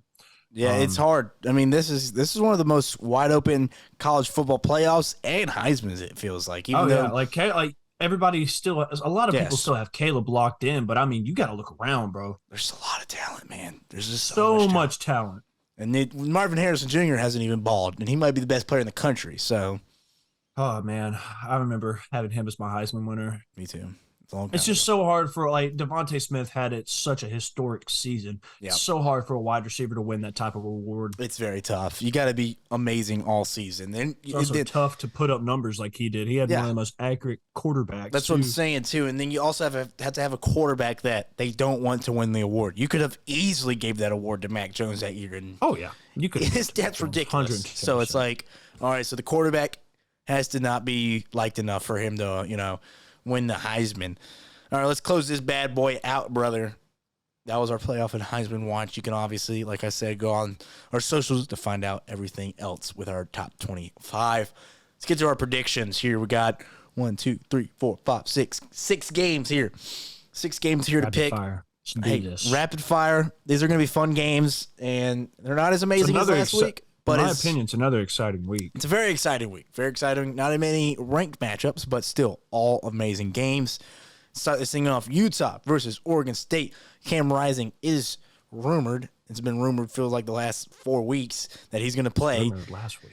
He's rumored to be playing this week. I don't know if that's true because right now Oregon State is favored. So it feels like once that news is official, that line will move. But currently, honestly, it may move into Utah's favor. It will. It will. If Cam Rising is confirmed, it will. Oregon State is a 3-point favorite, over under 45.5. CDM, which you got? I got Utah, man. I mean, as you said before, that defense is dominant right now. I mean, first play of the UCLA game is a pick 6. Yep. So, and they're only getting better. Utah's still undefeated, right? Yes. Yeah. I mean, that's another team in the Pac-12 to watch out for. I mean, they're the defending champs for the Pac-12, and I think everybody forgot about that after Cam Rising went out. It's just, you don't know what Utah's going to look like. But I have Utah winning, and I have them winning 35-10.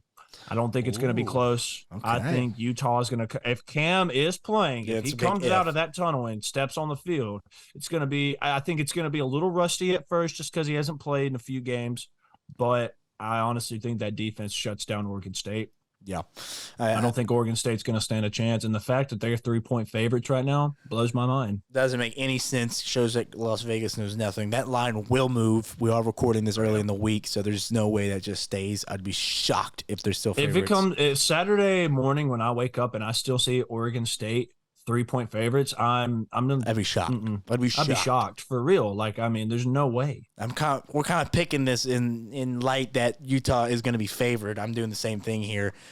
If Cam Rising plays, they put up more points. If he doesn't play, we're going to see another defensive battle. I wouldn't be surprised, like a 17-14 win. Okay.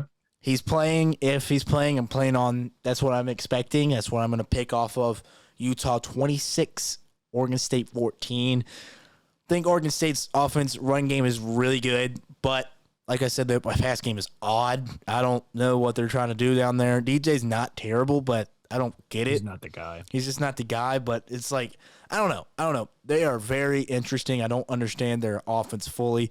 Very good run game. I love their running back, but Utah is elite defensively. Cam Rising's back. Offense hums a little bit more. Not gonna be Oregon, but 26 points. First game back for Cam Rising. A little struggles, but we'll figure it out. Little struggles. I think it's going to be a little rusty here and there. They'll figure it out for sure. It will be, but we both got Utah winning that one. Let's go to an SEC matchup. Florida gains respect of everybody after beating Tennessee, but now they go to face the undefeated Kentucky Wildcats. Kentucky is a very odd team. They whacked Vandy last week. Not a hard task to do. Oh, no. The baseball school lost a football game. Oh! We're so bad. But Florida has to travel out there to Kentucky to play that team. They got a new quarterback out there in Kentucky. Old North Carolina State transfer. Leary, like the guy. He's good. They ain't getting no respect by anybody out there in the rankings. There's a team that made the top 25. The funny part is just like Georgia, Kentucky, and Missouri are the only undefeated teams in the SEC. When in my lifetime or your lifetime have you ever seen that happen? Oh man, that's true, right? Oh my gosh. Yeah. Missouri, Kentucky, and Georgia. They're all in the East, and they're all undefeated in the SEC. Never seen that in my lifetime being a football fan. Have I ever seen those three teams undefeated in the SEC? That's gross. It's disgusting. I don't like it. I don't like it at all. I do not like that at all. I don't like it. Like, it should not happen. I gotta see this from my own eyes. I mean, it is college football. It is going to happen. There are going to be some years where the dominant teams who have been on top are not there right now. But who you got winning the game? Yeah, I had to check that myself. You're right. It's weird, isn't it? It's really weird. I did not believe you, but I just wanted to see that with my own eyes. But it's a little uncomforting to see. It's very weird, very strange. But yeah, this one's very fun. I respect Florida after their win against Tennessee. I was not high on Florida after what I've seen from that team against Utah, but I think that proves that Utah's defense is very, very, very good. But I'm kind of on the Kentucky bandwagon here. I'm feeling a Kentucky win here. I like their quarterback. I like their quarterback. Quarterback is good. Defense is just a Kentucky defense. It's not bad. They're going to play good. They're going to hold defenses that might bend, but they're not going to break. Florida's offense not sold on yet at all. Not sold on Graham Mertz at all. Not sold on him. So I'm leaning Kentucky here. I think they get the win, and I definitely think they cover as well. 2.5 favorites for Kentucky, actually. A little shocker there, but it's kind of a home play there with the money line. 46 over under. I do believe we see a little bit more points there. 31-23. What you got, CDM? I'm leaning towards Kentucky as well. They have a very powerful offense as it is. Not like dominant, but it's still a very good offense that's putting up numbers. Mm-hmm. They have a very good run game. Leary is a super, super good passer. I don't think he gets enough credit for his passing ability as a quarterback right now. At NC State, he was killing it too. Mm-hmm. He was one of the best in the ACC at one point about 2 years ago. Got hurt. And, decided to get a change, decided to get a new scenery, took his talent to Kentucky, and now they're on fire right now in his first season. Florida, I'm just not sold on them yet, as we said before. Yeah, they beat Tennessee, but if you look on paper, Tennessee is good. If you look on the field, Tennessee is not that good on the defensive side of the ball. Their offense struggled against Florida. I mean, you go down 26-7, it's not looking too hot, especially with all the hype you had coming in for this year. Joe Milton's still looking good. I'm not going to take anything away from Joe. Joe's a good quarterback. But I'm going to go with the Bobcats. I'm going to take Kentucky in this one.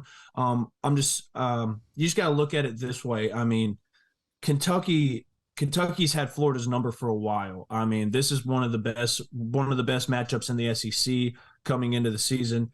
And it's always been back and forth. Florida win one game, Florida, Kentucky. And I'm going to take Kentucky in this one. I'm taking Kentucky to win 30-27. I expect Florida to give them a little run. Okay, you can't let Kentucky go comfortable going into a Georgia game. If Kentucky goes into that Georgia game feeling, kind of like, hey, we can kind of good right now. We can go toe to toe with Georgia, and then get smacked by like 45. Yeah. I mean, you have to have some adversity. You have to have some adversity this season. Kentucky hasn't really had adversity, so I'm going to take the Bobcats 30-27. I like it. We're in agreement there when it comes to Kentucky. Like what they see, like what I see from the Wildcats. Let's move on. I'm liking what I'm saying for sure. Yeah, I think it's hard not to. But let's move on to the Tigers visiting the Grove out there in Oxford, Mississippi. LSU is a 3-point favorite over the Ole Miss Rebels. Oh, a little bit of foreshadowing there. 63-point over-under. They're expecting a little bit of a shootout there.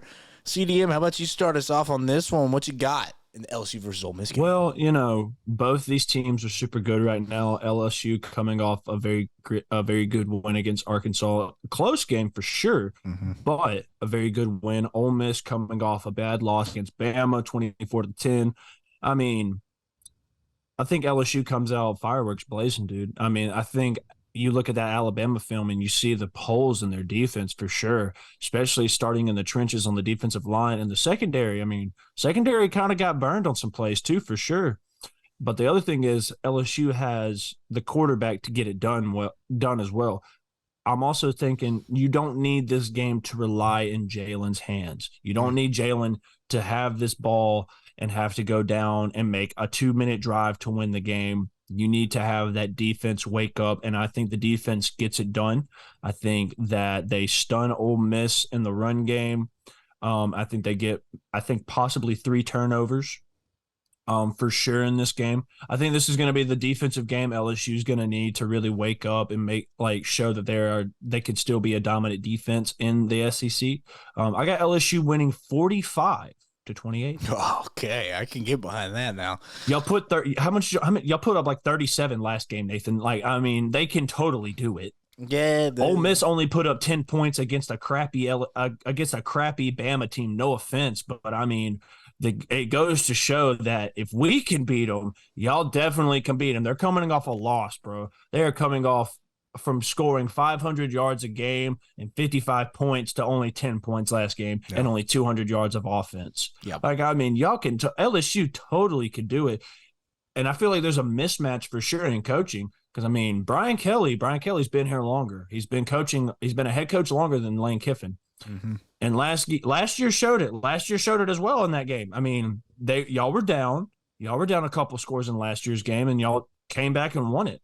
So I think it's going to be LSU starts off strong, 45-28, Tigers win it in the Grove.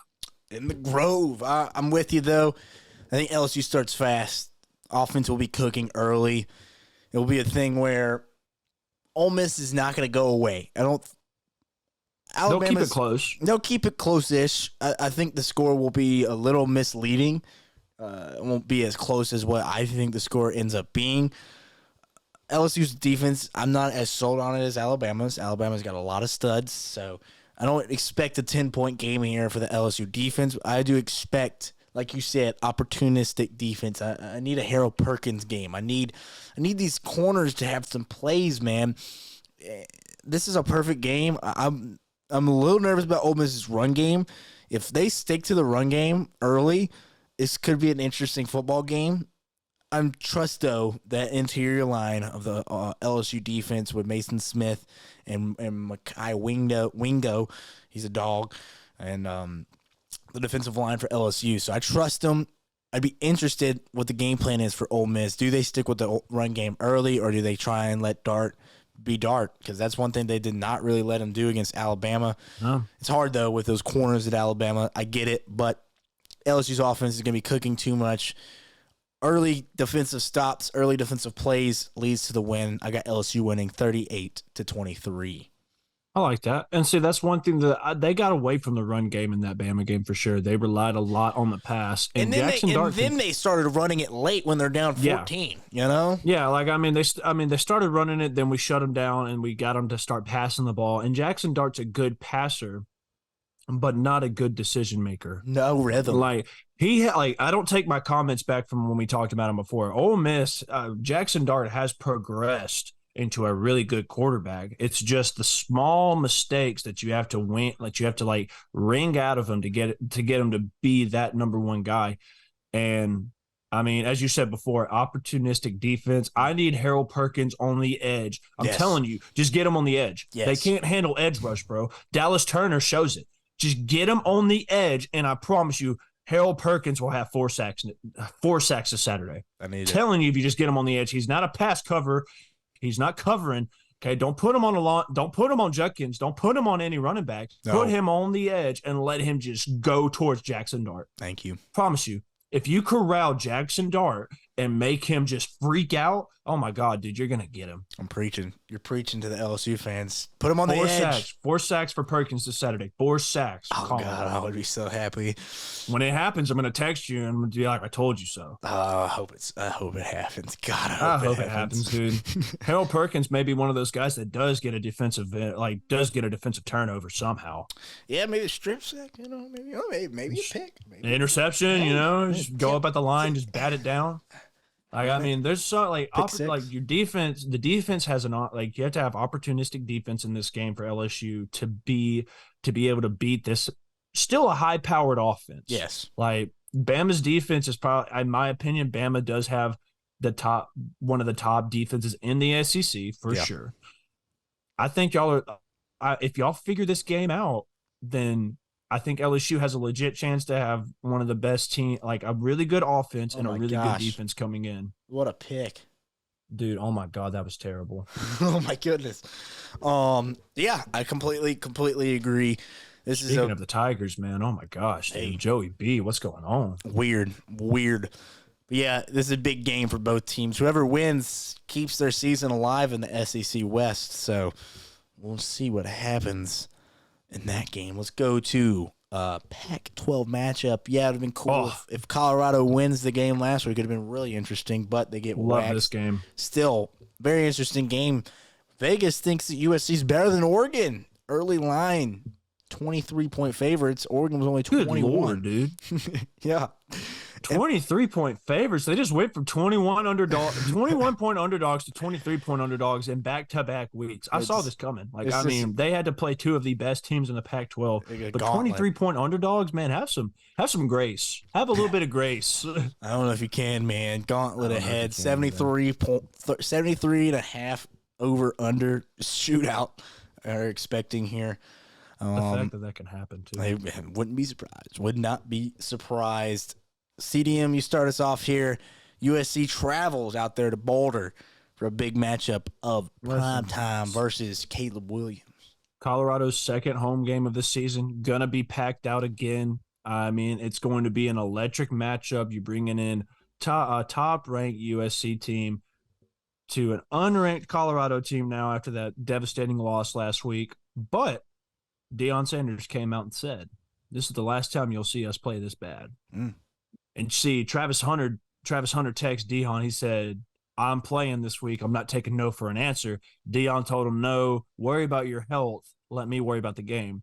You don't need as much as they need Travis Hunter to play in this game. You don't rush a talent like him. You let him get fully healthy. He punctured his lacerated liver. Yeah, lacerated liver. I don't know how that happened during that hip. That's insane. It's bad. It's a UFC. That's what happens in UFC fights. Yes. And this happened by one hit. It was a dirty hit too. It was. It's such a dirty hit, but it's going to be a fantastic game. I think it's going to be a high-powered game. And if Deion is true to his word, like he usually is half the time, Colorado will come out firing full cylinders. And I'm taking the Buffaloes. Oh my God. You're taking the Colorado Buffaloes to win this upset game against USC at home with a score of 45-42.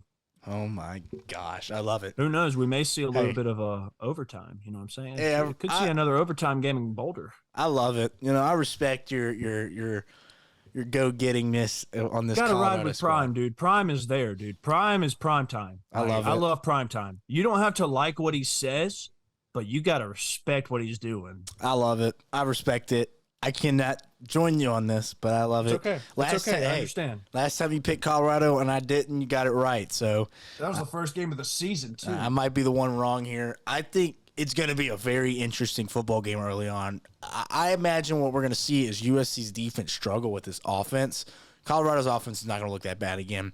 This is not Oregon's defense either. So early game, we're going to see a little bit of back and forth, in my opinion. Touchdown. Maybe a pick six for Colorado to swing the momentum. USC maybe responds. One team maybe gets up early, another team comes back. I'm feeling we're going to get a neck and neck, but I think USC locks down just a little bit defensively, just enough to get the win.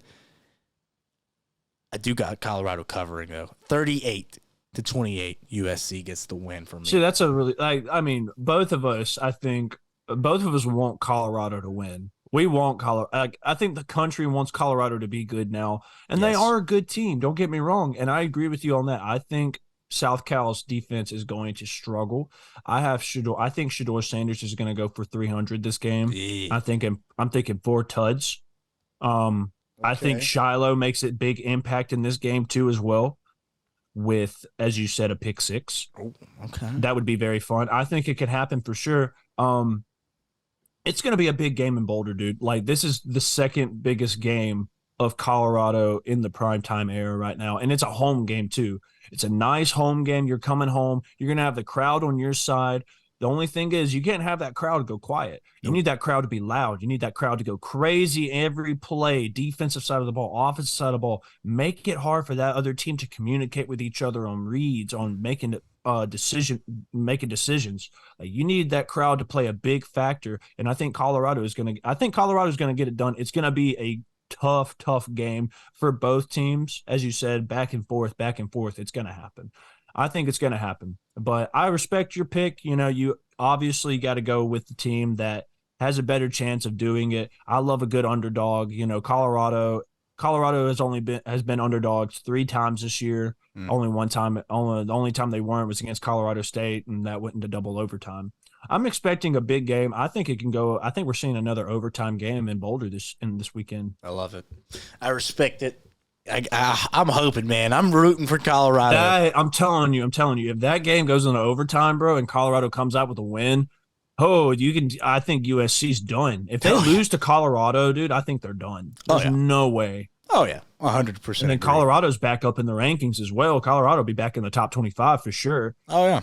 And if they continue to win, okay, could see them in a Pac-12 championship. And Colorado's, everything's in front of them. That's what they got, one game at a time. USC next. That's all they can say. And see, like, getting Travis Hunter back is going to be really big. I don't think if you had Travis Hunter last game, it would have made a big difference. Oregon was just so dominant that game. They were so good. It might have. I'm honestly happy he wasn't playing, not getting any bad highlights against the guy. Let's go to another game that's got some big implications in the Big 12 this time. Kansas travels out there to Arlington, Texas. It's Arlington. No, Austin, Texas. Oh, easy now. This is not the Dallas Cowboys. Arlington, Texas. No, Kansas goes to Austin, Texas to face off against the Longhorns.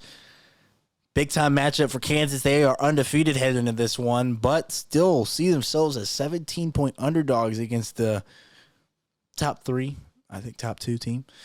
Top 3 squad in the country, 62-point over-under. I'll start us off here in this one.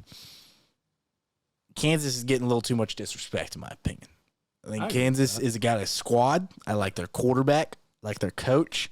They've been building this thing. This hasn't been just a one and done. Last year they were good. This year they're good again. This has been a building process for this squad. It's not just a random occurrence that they're all of a sudden good. They've got talent. They've been building this thing through the portal and through recruiting. I like what Kansas has done. Kansas is no joke, but I'm big on Texas. Texas is a big team. If your team is bigger than Alabama in positions, you're doing something right. You're recruiting right. You're doing really good. You're hitting the transfer portal right. You got the head coach too. And you got the head coach. I'm big on Texas. Texas gets the job done. We see a fun football game, high flying early, kind of similar in my opinion to maybe that LSU game or the USC game. Texas gets the job done, though. I think they expose the Kansas defense here, 41-28. You know what's absolutely funny? My score is 31-28. Hey, close. Well, dude, I'm going to have to put him up again. And then I'm going to put him down because the Jayhawks are taking the dub. Jesus Christ.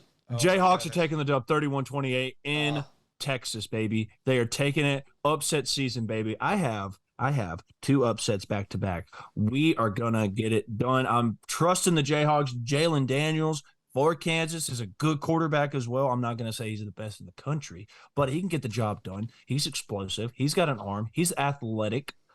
I love a good underdog, dude. I love it. So I think Kansas can go in there, get it done. It's going to be a tough, gritty game.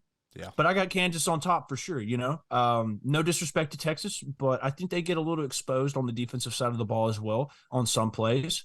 But Kansas, I think Kansas can get it done. I think Kansas can shock the nation in upsetting the Longhorns and just being like putting a little question mark around Texas right now. But we will see. But that's my pick, dude. I can't hate because I really like Kansas. Like might be rooting for Kansas, so it's a tough pick, but nobody on College Game Day is gonna pick them. I know that for sure. Never know. But I'm gonna tell you, I got the Jayhawks in my heart, baby. Fly, Jayhawks, fly. We're gonna get this done. Jayhawks all the way for CDM there. 31-28, dude. That's going to be a score. 41-28 is super close as well, Stu, if you think about it. 41-28 is still pretty close. I think it's going to be a great game. Texas offense finds a way to get cooking late. And that offense is just 17. We can agree, though, no matter what, if you have Kansas or Texas, 17 is way too many points in this game, in my opinion. 17 is way too many points. Like 23 for Colorado is still, I think it's a little overkill, but that's reasonable. Yeah. But Texas and Kansas, dude, it's a good game, dude. Like I don't think it's going to be an absolute blowout. I could be totally wrong. Could be. But Jayhawks are going to go in there and win it. Just I like it. I respect it. I'm with you, man. Yeah. It's not going to be a butt whooping, in my opinion. I think we're going to get a good one. Oh, McPherson. Needed that for one of my fantasy leagues. I won my league. Oh, my gosh, I won. There you go. Let's go. Let's finish this bad boy off with our last pick of the night. CDM. Notre Dame travels to Duke after their massive matchup against Ohio State. Riding the highs, riding the lows. How do they respond to a buzzer beater win for the Buckeyes? This is a tough one. Notre Dame, 5.5-point favorites here, 51-point over-under. I'm going to start us off here. I have not picked against a team, upset-wise. We can agree Oregon State should not, and will not be favored by Saturday against Utah. No, they won't be. So that's not an upset pick. Kentucky's favorite. OSU's favorite. USC's favorite. Texas' favorite. Texas' favorite, yeah. Might have some teams cover, but I still got the winners winning. Got the Blue Devils pulling this one off for us. Dude, I wanted to go with the Blue Devils so bad. I'm picking the Blue Devils. I wanted to. I love They're such a sneaky team, bro. I wasn't going to pick them until you sent the highlights of their quarterback balling. Oh yeah, dude. Riley Leonard.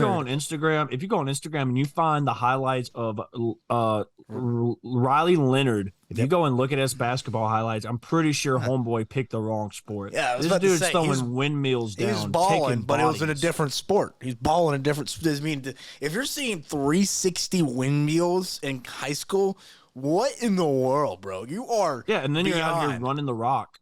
Yeah, I mean, beyond athlete, dude. Beyond athlete. I mean, it's crazy. Beyond athlete. All of his highlights in basketball were dunks, dude. They were all dunks. You know he gets his mom to text him, "You suck," before every game. What? Yeah, gets his mom to text him that just to give him that little edge. And I was just like, I don't know if I'd text mom. I don't know if I want my mom telling me I suck. Hey, mom, text me I suck.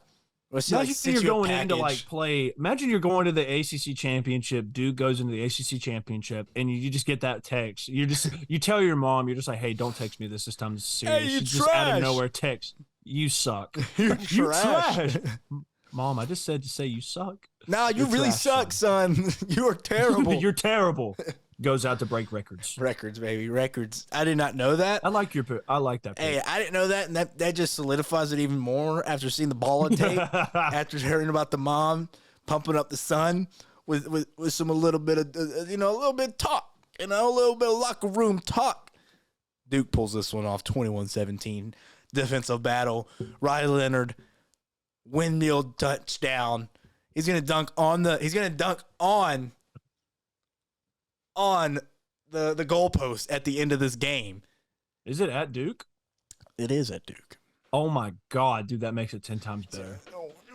Yam that one in after his rushing touchdown to win the game. Another buzzer beater loss for Notre Dame. Oh my God, that would suck. Oh my dude, that would be hard. That's heartbreaking. Oh my suck. gosh.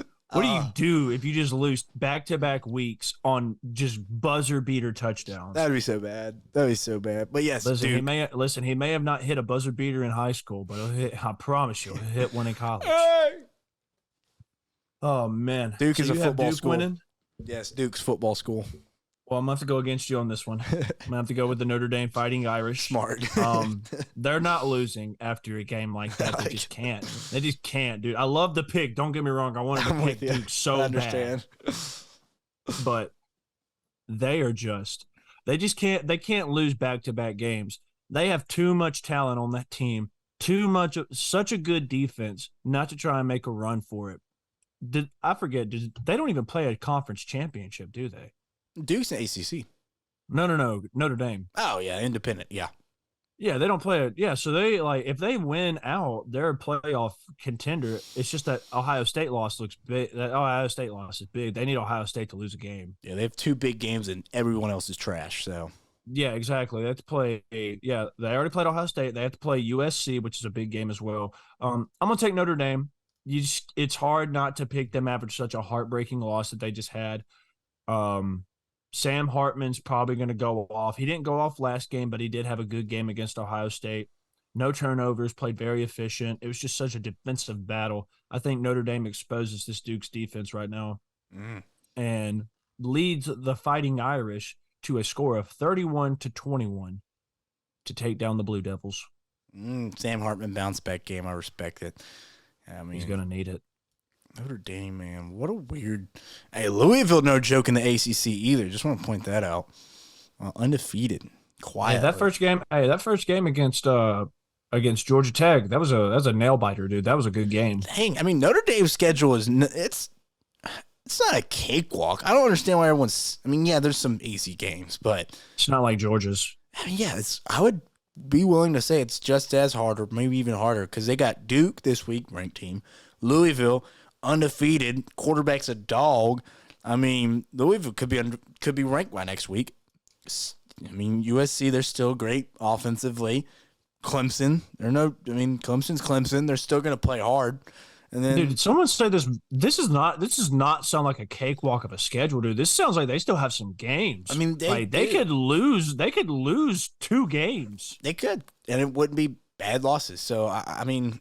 It's not a cupcake schedule. It's not a world beer schedule, but, I mean, come on now. Let's not be too disrespectful here. I mean, you can't Clemson's, as we saw Saturday, Clemson's still no slouch. Yeah.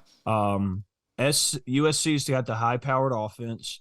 And then Louisville, in my opinion, Louisville's just got that pride right now. Louisville's got that momentum going for them for sure. I agree. We'll see. I think that'll cover all of our game picks for this week. Yes, sir. Like I said, we'll be back next week, and we'll go through our records before we make our picks next week. We'll see who's the top dog on our game picks all season so far.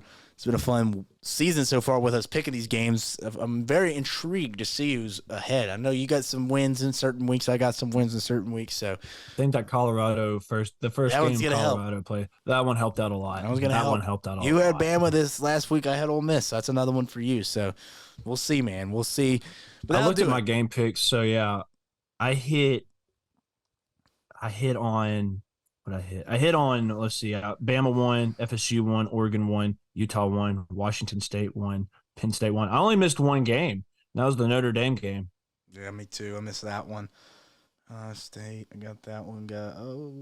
We'll get this all tallied up later, but, college football is just, it's still a weird season, man. It's up in the air for everybody. Like, everybody has an opportunity to make a playoff game and to go play for a national championship.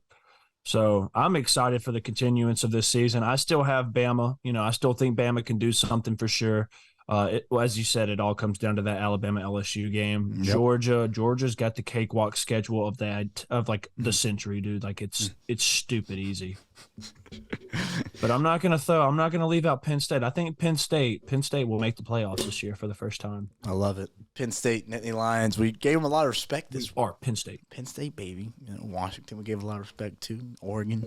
We'll see what happens next week, man. Hey, Florida State. We'll see what happens next week, man. Got some big games. Our attitudes might be changing. We might be all over the place next week with a new team. Ole Miss waxes LSU. I might not be back here next week. I might be sleeping under the bed. You will have me on here. I'll tell you that. I'll do the pod by myself. CDM. And then CDM will go live.